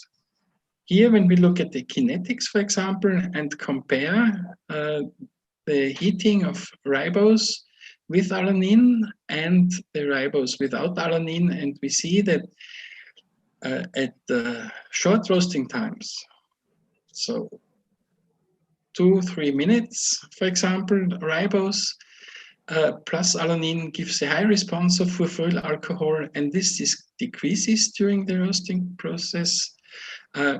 And in the case of our model system, which constitutes of ribose without alanine, we see an increase at the later stage of roasting. We see no difference if we heat starch with or without alanine. Of course, the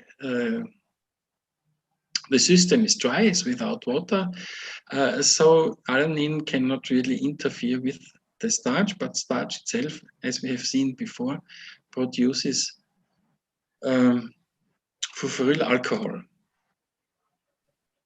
Different ratios. The highest amount of furfuryl alcohol is formed when we mix sucrose and alanine in equimolar amounts, so we get extremely high concentrations.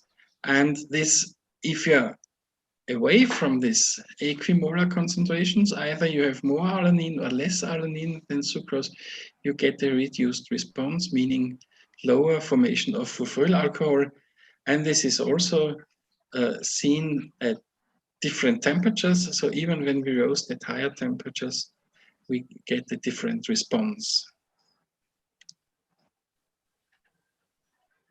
Heating ribose alone, when we look at the kinetics, this is a very typical form of kinetic reaction where we have the highest formation in a very short time. So within 1 or 2 minutes, we get the maximum at 260 degrees, and then a decrease in the concentration. And when we decrease the temperature in our experiments, it means that the furfuryl alcohol is formed at a later stage, and again it is reduced after the maximum and also at lower temperatures. But in this experiment we did not see any decrease in this 6 minutes, as it is shown here when we used around 200 degrees centigrade. So the decrease is a little bit later, however. So in fact it depends on the type of roasting that you have. So in the end, very dark roasted coffee gives lower concentrations of furfuryl alcohol. And this experiment was to see if we can roast any other foods which we normally don't roast at these high temperatures compared to coffee. But again, we see here that the coffee, the black bar, always has the highest concentration of furfuryl alcohol, either at 210 degrees or up to 250 degrees. We see that roasting of coffee produces furfuryl alcohol, and roasting of any other seeds, some selected seeds, as it is shown here, give significantly lower concentrations of furfuryl alcohol. Yeah, roasting of coffee itself, as you can see it here, again, we see this nice example that at 260 degrees, we have the very fast formation and the decrease, and this delays, the formation delays, and the decrease also delays. So in the end, we have higher furfuryl alcohol concentration at lower temperature when we roast at lower temperature compared to roasting at higher temperature. If we compare Arabica and Robusta, this is just one example, and we see that because of the different composition of the different ratio of sucrose and alanine or other amino acids, we see that in Robusta we have a lower concentration of furfuryl alcohol. So how can we explain the reduction of furfuryl alcohol during the later stage of roasting? And what is mentioned here in this picture, you can see that the boiling point of furfuryl alcohol is around 170 degrees. And if this temperature is reached, the furfuryl alcohol can evaporate. And when we look at the ratio of furfuryl alcohol, which stays in the beans during the roasting process and which is evaporated. So we trap the gas phase during the roasting process and analyze it for furfuryl alcohol. We see, for example, that at 260 degrees with this furthest right bar, we see that 43% of the furfuryl alcohol is retained in the coffee beans, and 57% of the furfuryl alcohol is evaporating. So you can form some kind of condensate which contains the furfuryl alcohol, and this is quantified and set in relation to the occurrence in the beans. Excuse me, 5 more minutes. Thank you. At lower temperatures, we have a lower ratio of evaporating furfuryl alcohol, and more of the furfuryl alcohol is retained in the peaks, in the beans. Sorry. Another possibility of reduction of furfuryl alcohol is shown here. Furfuryl alcohol has the potential to polymerize. We see that in this case we have two possibilities of reaction. We can form oligomers and polymers, which is the top reaction, or we can form dimers, which is the lower reaction that you can see here. And we have analyzed this. In this case here, it is shown by UV detection, but the identification is done by liquid chromatography in combination with mass spectrometry. And then you can easily identify if you have oligomeric furfuryl alcohol up to 5 units. We can measure with HPLC, and then it's becoming more and more difficult, and we don't see higher peaks. With mass spectrometry, we can easily identify the substances by its fragmentation pattern. So you see the main signal, which is the dimer shown here with 161, which it lost a water molecule and it is protonated, and we get 161, and all the other fragments can also be seen in this spectrum. Looking at the roasted coffee, for example, we have been analyzing the tetramer, and you see here, this is the tetramer formed in a polymerization experiment of furfuryl alcohol as a pure compound, and we compare this with the coffee, and you can see that we have here this tetramer peak in the coffee. So the polymerization of furfuryl alcohol also contributes to a decrease in the concentration, as well as it does during the evaporation of the coffee, meaning that we have in the lower stage of roasting, in the later stage of roasting, we have a lower concentration of furfuryl alcohol. So with this picture, I want to finish my presentation, and I want to thank two supporters, and one is the Asia Uninet, which provided some traveling money for the Indonesian PhD student who was working on this project, and another European project, the AVENPACE 2, supported the PhD thesis of a student who came here from Syria. And with this, I want to thank you for your interest, and I also want to thank Professor Aman for giving me the possibility to present our results on furfuryl alcohol. Thank you. Excellent. Thank you so much, Prof. Murkovic. I think we are also very thankful to you that you have the Indonesian student as your graduate, in your graduate study. It's excellent. Thank you. So I think in this, again, third presentation, share with us how important one of commodities during processing or during the treatment handling may also produce a harmful compound, which is in the case of coffee processing during roasting, and there is possibility of producing the furfuryl alcohol. And the techniques and instruments used also similar to what has been adopted by Prof. Hatzakis, which is NMR and other methodology. But for me, it is more interesting because you're also using the approach in kinetics. That's the area when I also doing my my work in the research in the old days, not today. So it is very informative. I really appreciate how important the relationship between the temperature and time during roasting in producing and forming the furfuryl alcohol.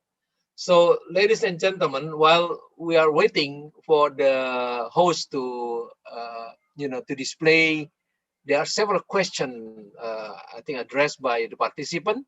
I think for Prof. Puryatno, Prof. Also Hatzakis, and also for Prof. Mulkovic. Could you please put in the display now?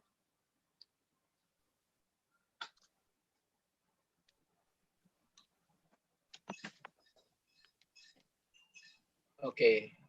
Could you make it larger, or is it small for me?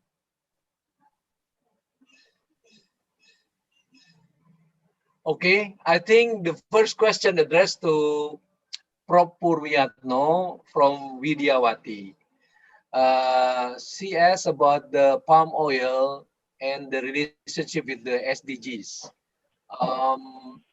Well, she addressing the concern about the sustainability and the environmental issues, because the palm oil may have impact to the sustainability of the plant itself. And maybe you can also explain about this effect on the biodiversity in the area where we have to convert the different ecosystem which reflect in the expansion of the palm oil plantation. Prof. Pur, would you like to respond to that question?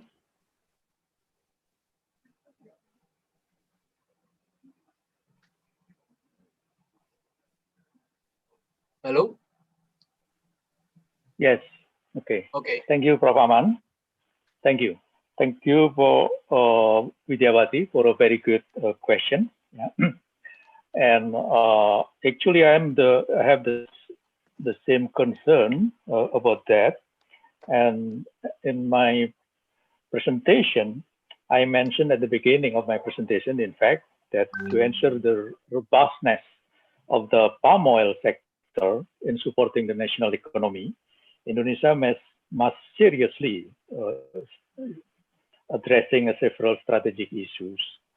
And one of the issues that I mentioned is about the sustainability issues. Okay, my argumentation is to show, actually, my presentation to show the potential role of palm oil, and I believe that the potential of palm oil from the product properties itself and also from the demand in terms of the global market is huge. And if Indonesia really intend to make the palm oil sector to be a strategic sector to achieve the SDGs, then many things need to be done. Well, this is I think the main point that I would like to convey. And specifically, I think my presentation has illustrated that several things that need to be done, including ensuring the safety and also addressing the nutritional and health aspect. This is the focus of my presentation. Why? Because this is relevant with the topic or theme of the seminar itself, focusing on the food science, nutrition, and safety and health. But I also stress or address some of the emerging issues that need to be considered as well, especially the need of the palm oil sector to be more transparent. So this is the key, to be more transparent. Palm oil sector needs to be more open to share the information as how they treat their worker, how they contribute to the local economic, for example, by local sourcing. I mentioned in my presentation, for example. So this is the important thing.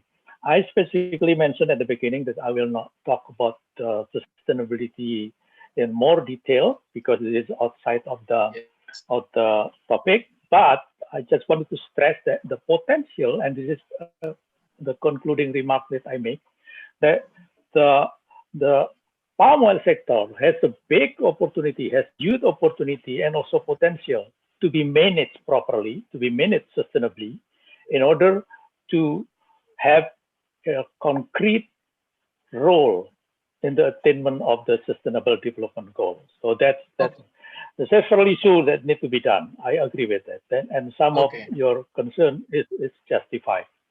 So, Pak Pur, back to the basic on the topic that you are trying to address, especially on the effect of processing, which may result in the harmful, component like 3-MCPDE.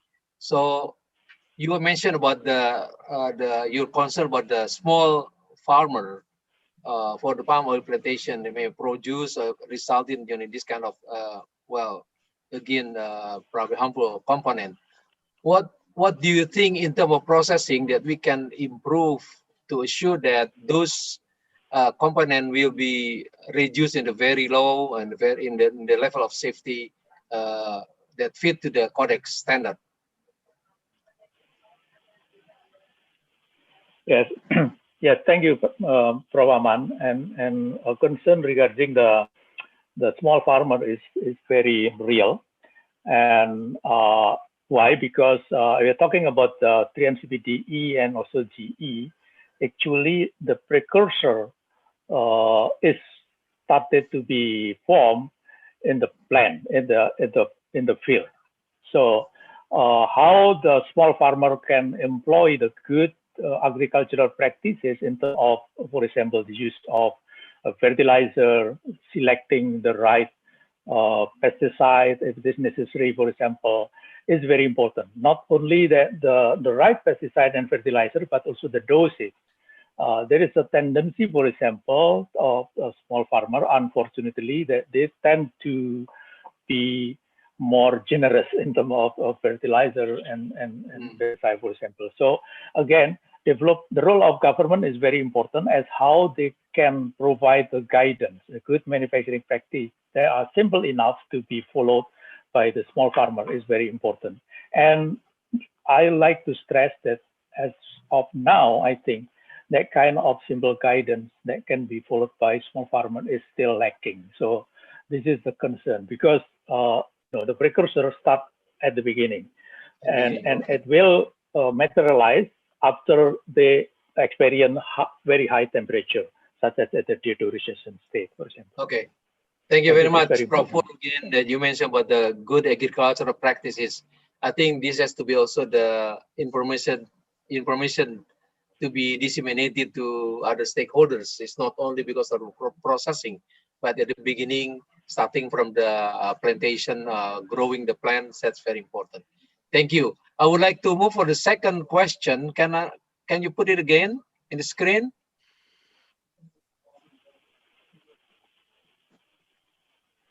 Okay, this is to, well, I think it's already answered, right? The second one. Now I would like to move on is another, so small, my eyes is so difficult to see.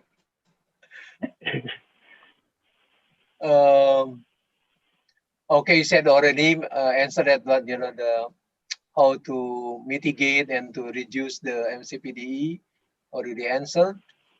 Okay, can we move to the next question?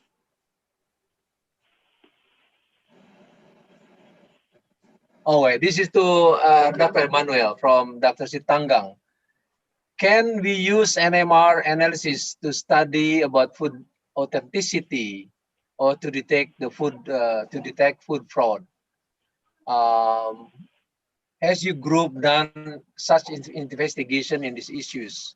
Can we use NMR analysis to detect the type of fatty acid present or located at a specific position of triglyceride? Okay, it might be help to validate the result with of the inter-esterification. Okay, probably Dr. Maskakis, Maskakis, would you like to answer that one? So yes, we have used NMR for the determination of authentication because it's a subgroup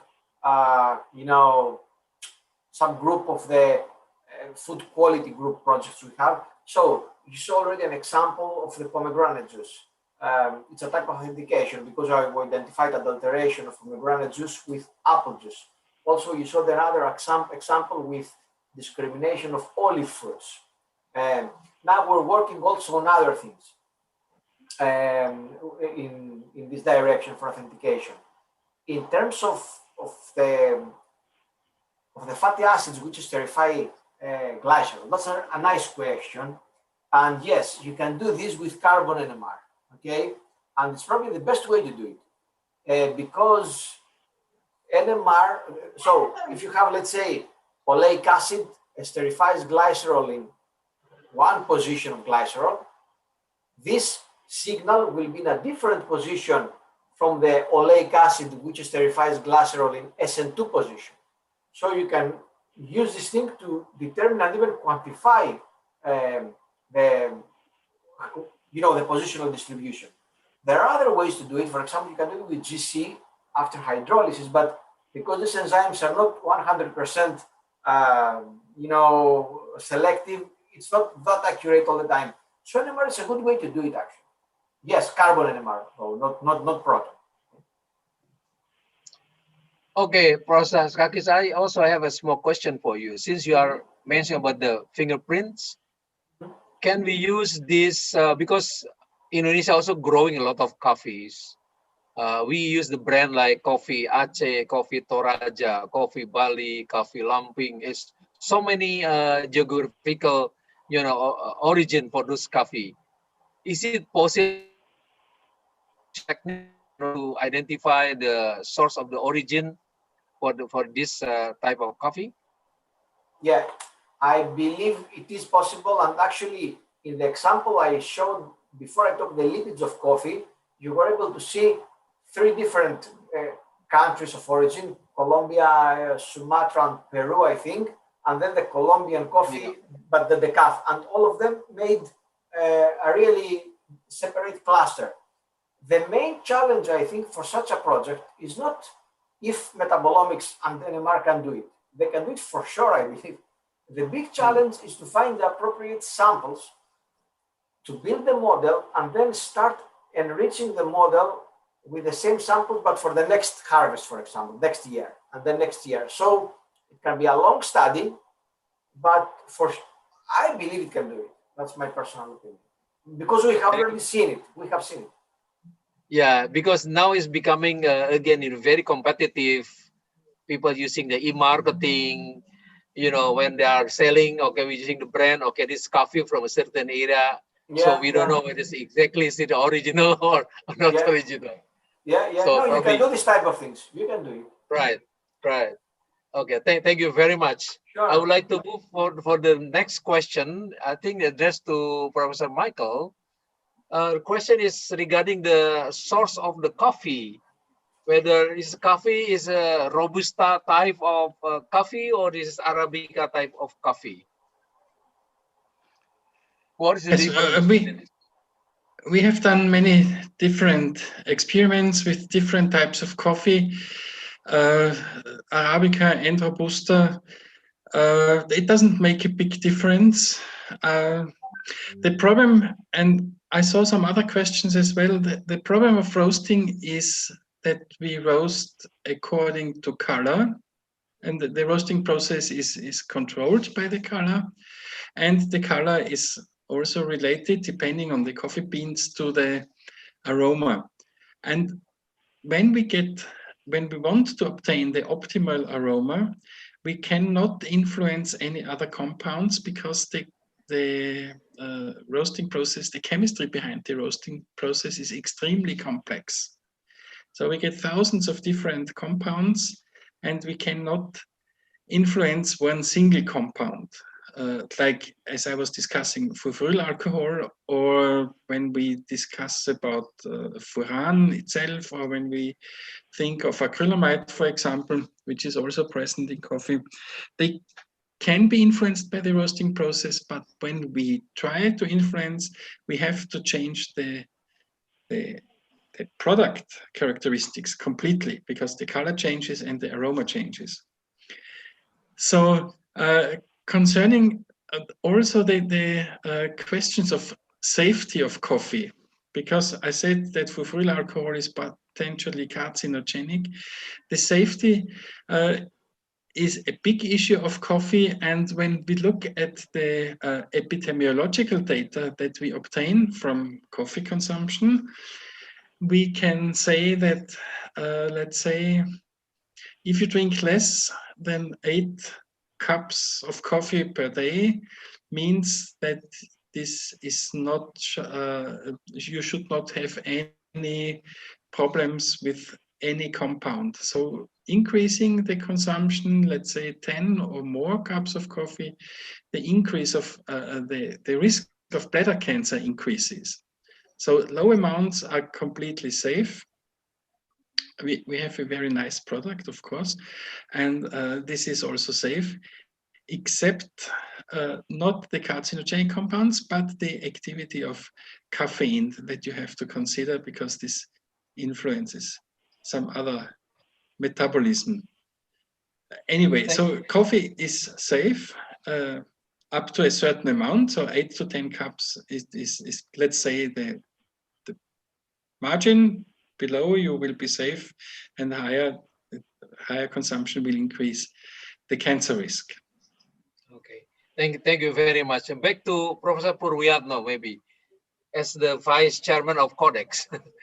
Maybe you also mentioned about the importance of the Codex standard related to the question about the safety, some of the component available in the palm oil, also in the coffee beans, or in the coffee ground coffee beans, and with others also. How one can anticipate in complying with this standard, and how this will affect also the economic growth of a country like developing countries like Indonesia.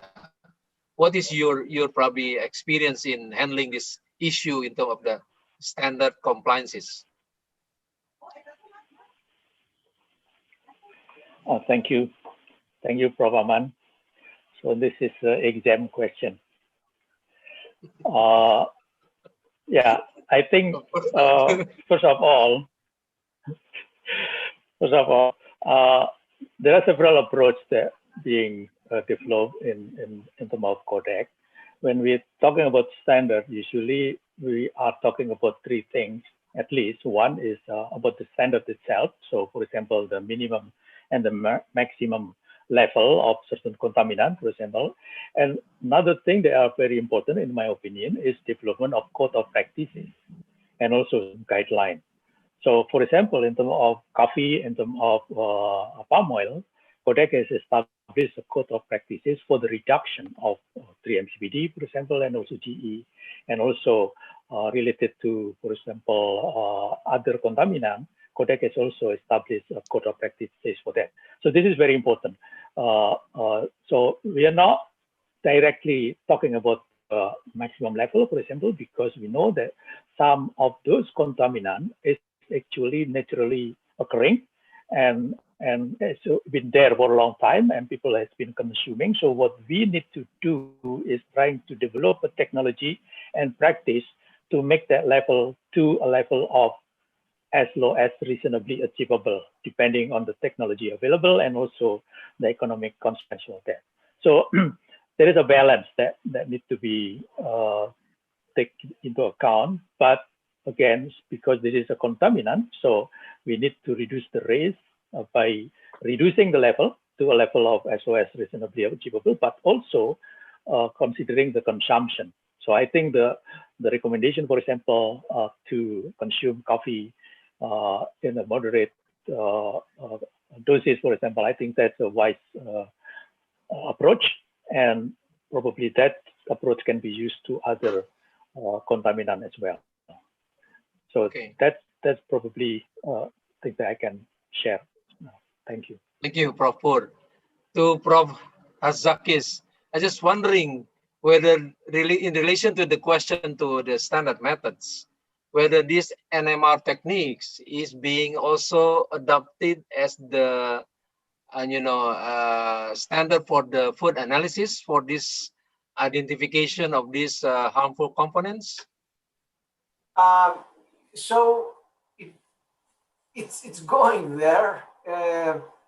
There are some efforts to this direction, and I think that AUX has already accepted NMR as an official method for some types of quantification, like fatty acids, phospholipids, and some of them. And as we see more and more studies which compare NMR with standard methods like GC or HPLC, and the results are good, I think it's getting there. And this is for quantification. Now, for identification, sometimes probably is the only way, especially if you want to find stereochemistry or all of these things, you will have to do it. Okay, how expensive if one would like to use this, services to identify like fingerprints, for example, or footprint? You said So, this, yeah. How expensive to get this service? So to do, fine structural elucidation, you need strong instruments. Sometimes they cost even 1 million or 2 million or $3 million or all of these things. Now, for fingerprinting, in my opinion, and especially for foods, you don't have to go to that expensive. And actually, one of the things we're doing in the lab is to try to show to people that you can do very nice fingerprinting even with a small benchtop instrument, which costs, let's say, 60K or 70,000 or something like that. So for fingerprinting and the target analysis, you don't necessarily need big instruments. Okay, thank you very much. It's very informative to us, especially when people are trying to develop and trying to promote in marketing and try to comply with the standard, procedure requirements by the international standard. So those information, I think, is important to the community, especially the industry and the trader and the exporter, importer, to make sure that, all the products should comply with the safety and quality standard. There's more question coming to Professor Michael also, but they're very technical, like, for example, if you want to decrease the FFA concentration in coffee products during roasting with increasing the temperature of roasting, is it possible to do? Because because the FFA concentration decrease, otherwise the concentration of good flavor also tend to decrease. So what shall we do? Yeah. Yes. This is the big issue that we have to face.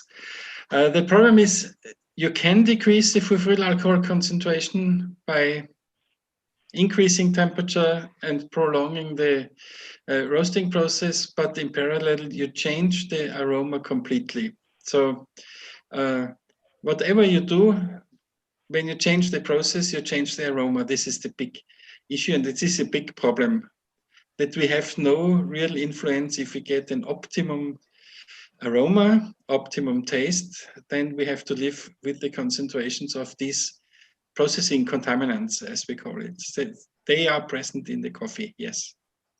Thank you. So the question came from Dr. Pasek Mangku. Can you show me again the question? Pose again the question.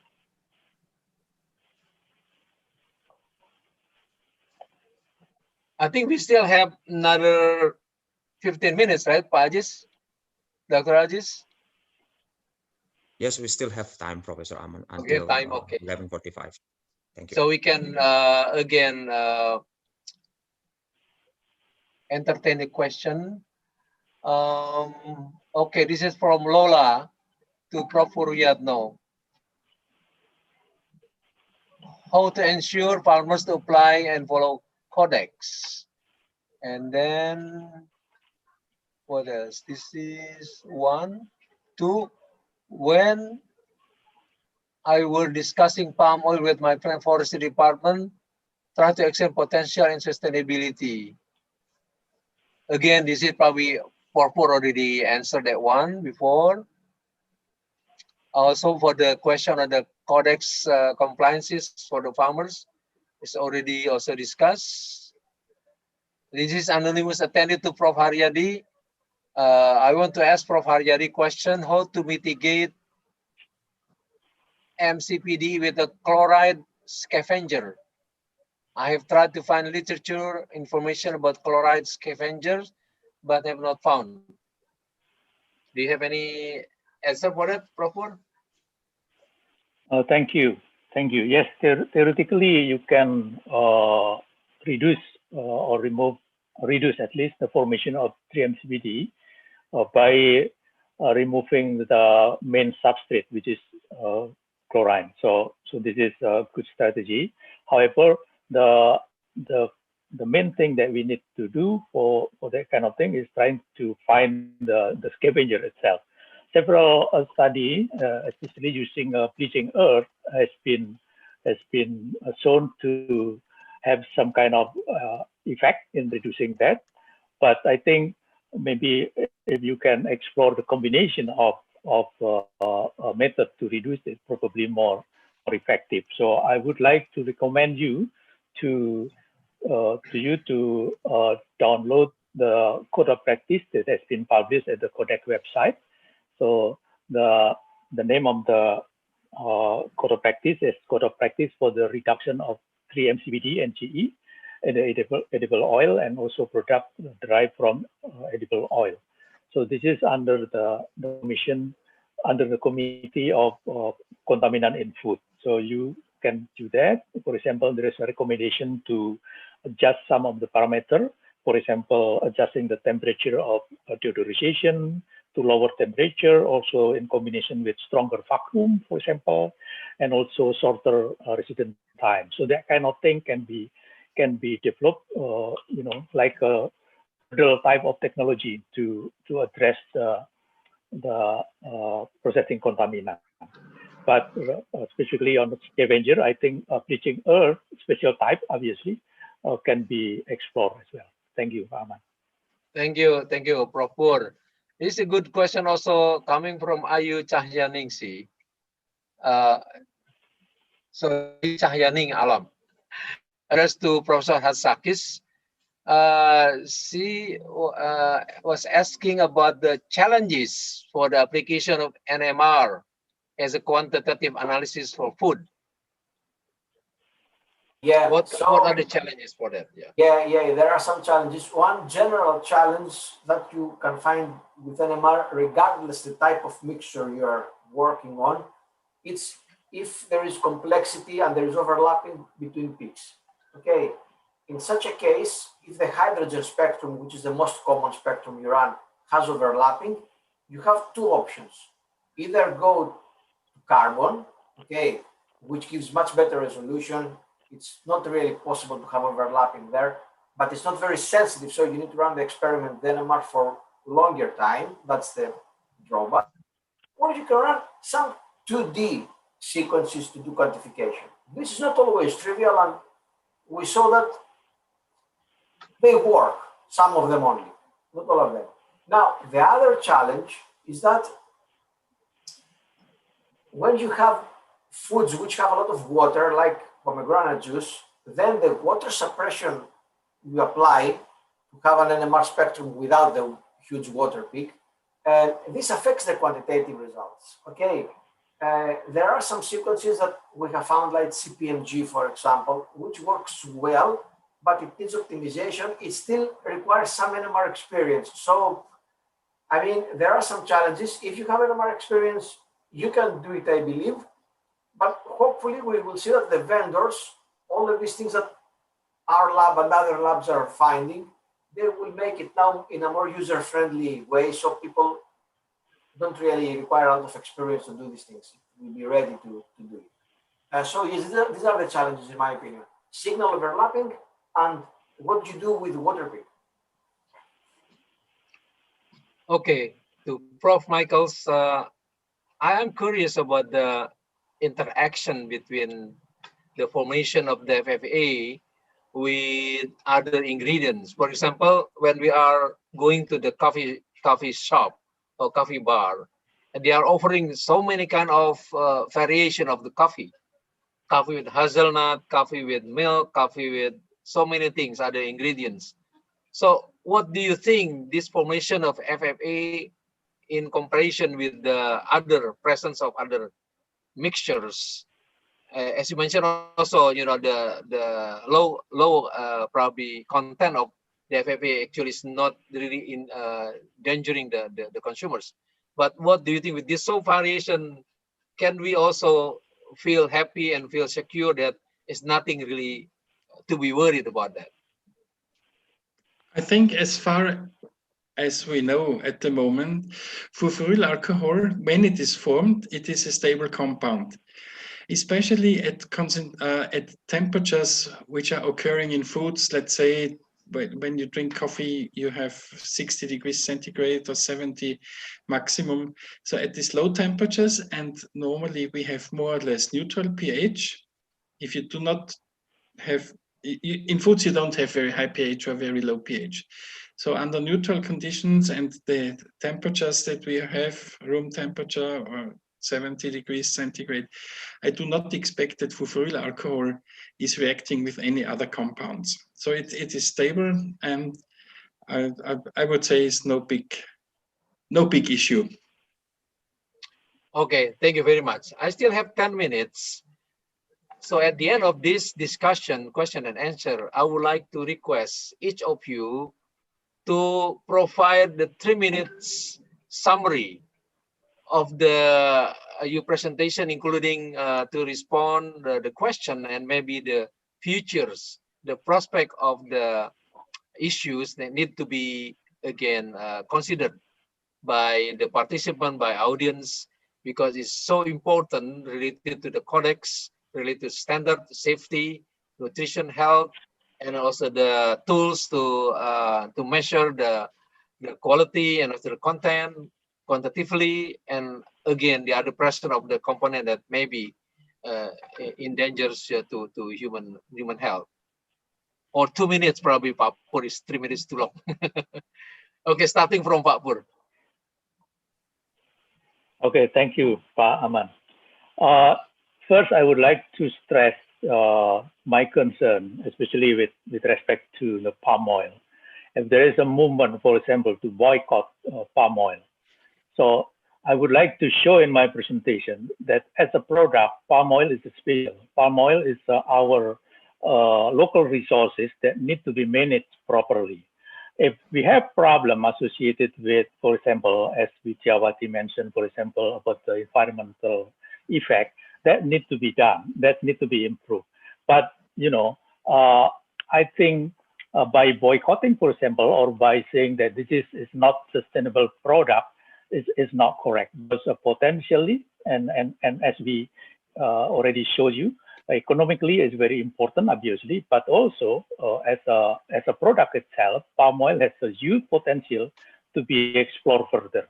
So the question is how to make that thing happening by considering all of the challenging issues, as I mentioned before, not only food safety, nutrition, but also sustainability. But today, I think I will focus only on safety and nutrition aspect, but I would like to stress that some of the consumer movement itself requiring or demanding about the transparencies, about the impact of the sector on the social. I think that's a sign that we need to do better in that kind of thing.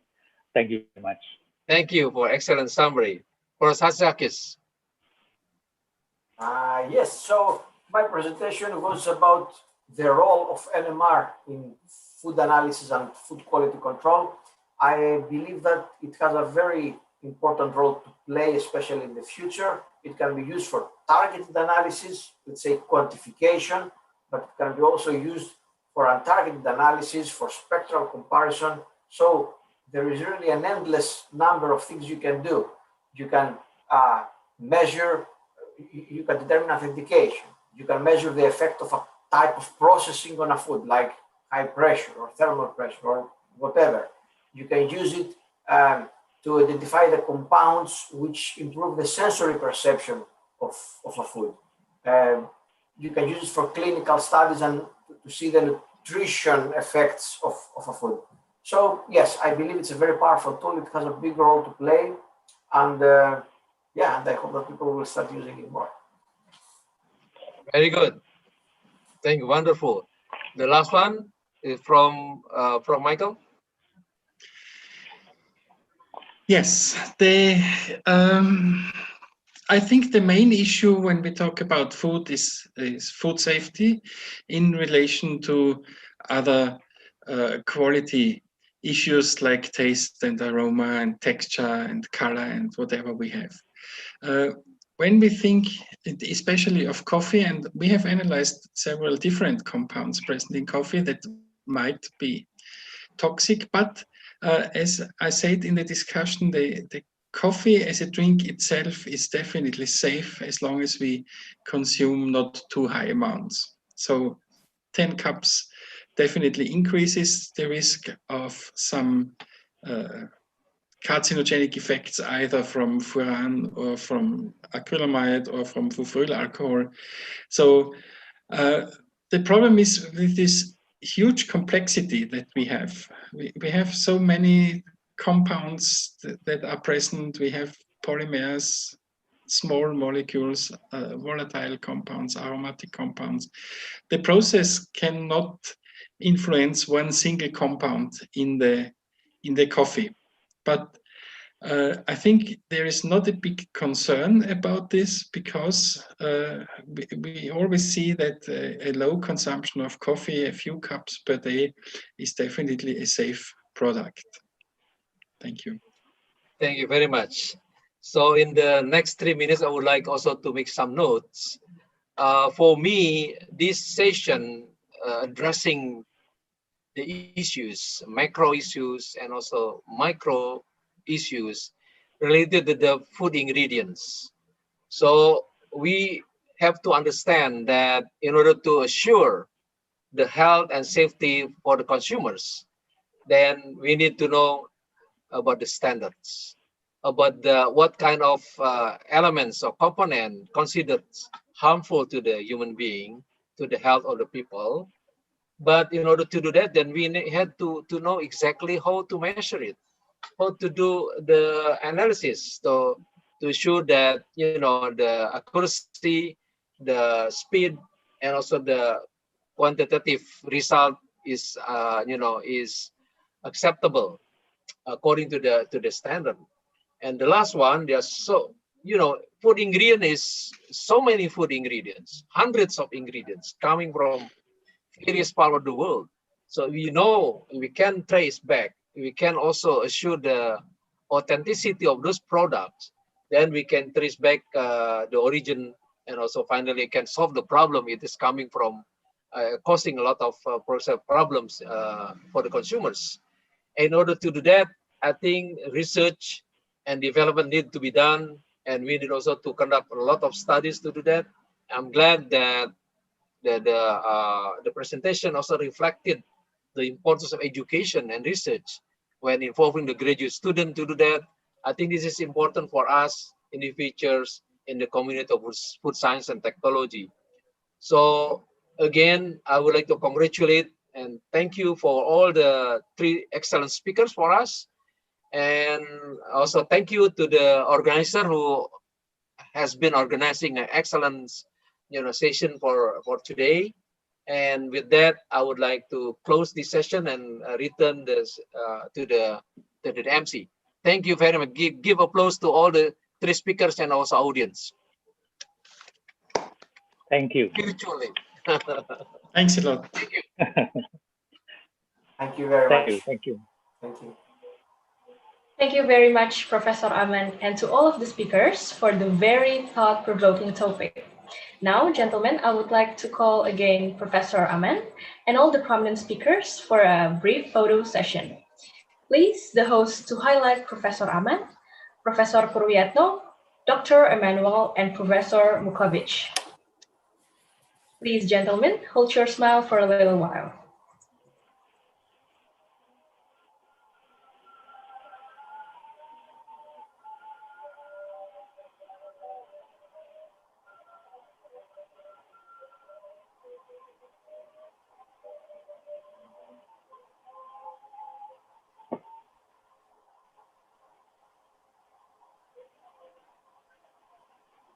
Okay, thank you so much, gentlemen, for the presentation. So after our keynote session, plenary session, I believe that we are more interested to fully participate in this conference. But as one says, no brain actually works with an empty stomach. Yes, I guess you all must be tired for the consecutive speeches and plenary sessions. Therefore, we're now approaching to have a break where we can have our lunch and prayer time. Before we are dispatching ourselves, we have two main informations for you. The first one, exactly at 1 p.m., we will be starting our technical session. The technical session would be divided into 3 parallel classes. Parallel A will be bringing the issue of food science. Parallel B will be about nutrition. And last but not least, Parallel C will be bringing the issue of health. And for the second information, due to maintenance, we ask all the participants to leave out the webinar and join again using the same link for the technical sessions. Our technical session will start at 1 p.m. and therefore we kindly ask all the participants to rejoin the conference about 1:45 p.m. We recommend that all the participants change your Zoom name according to the participation in this conference. Please refer to the technical guideline. I hope you all don't get confused with the barrage of information. So I guess it's time for us to say goodbye for today, and we'll see you tomorrow exactly at 9 a.m. for the second day. I hope you'll have a good time at the technical sessions and gain valuable insight there. I'm Hanin. And I'm Candice. We'll be seeing you tomorrow. Enjoy your lunch and thank you. Yeah. Thank you. Thank you, Pajis.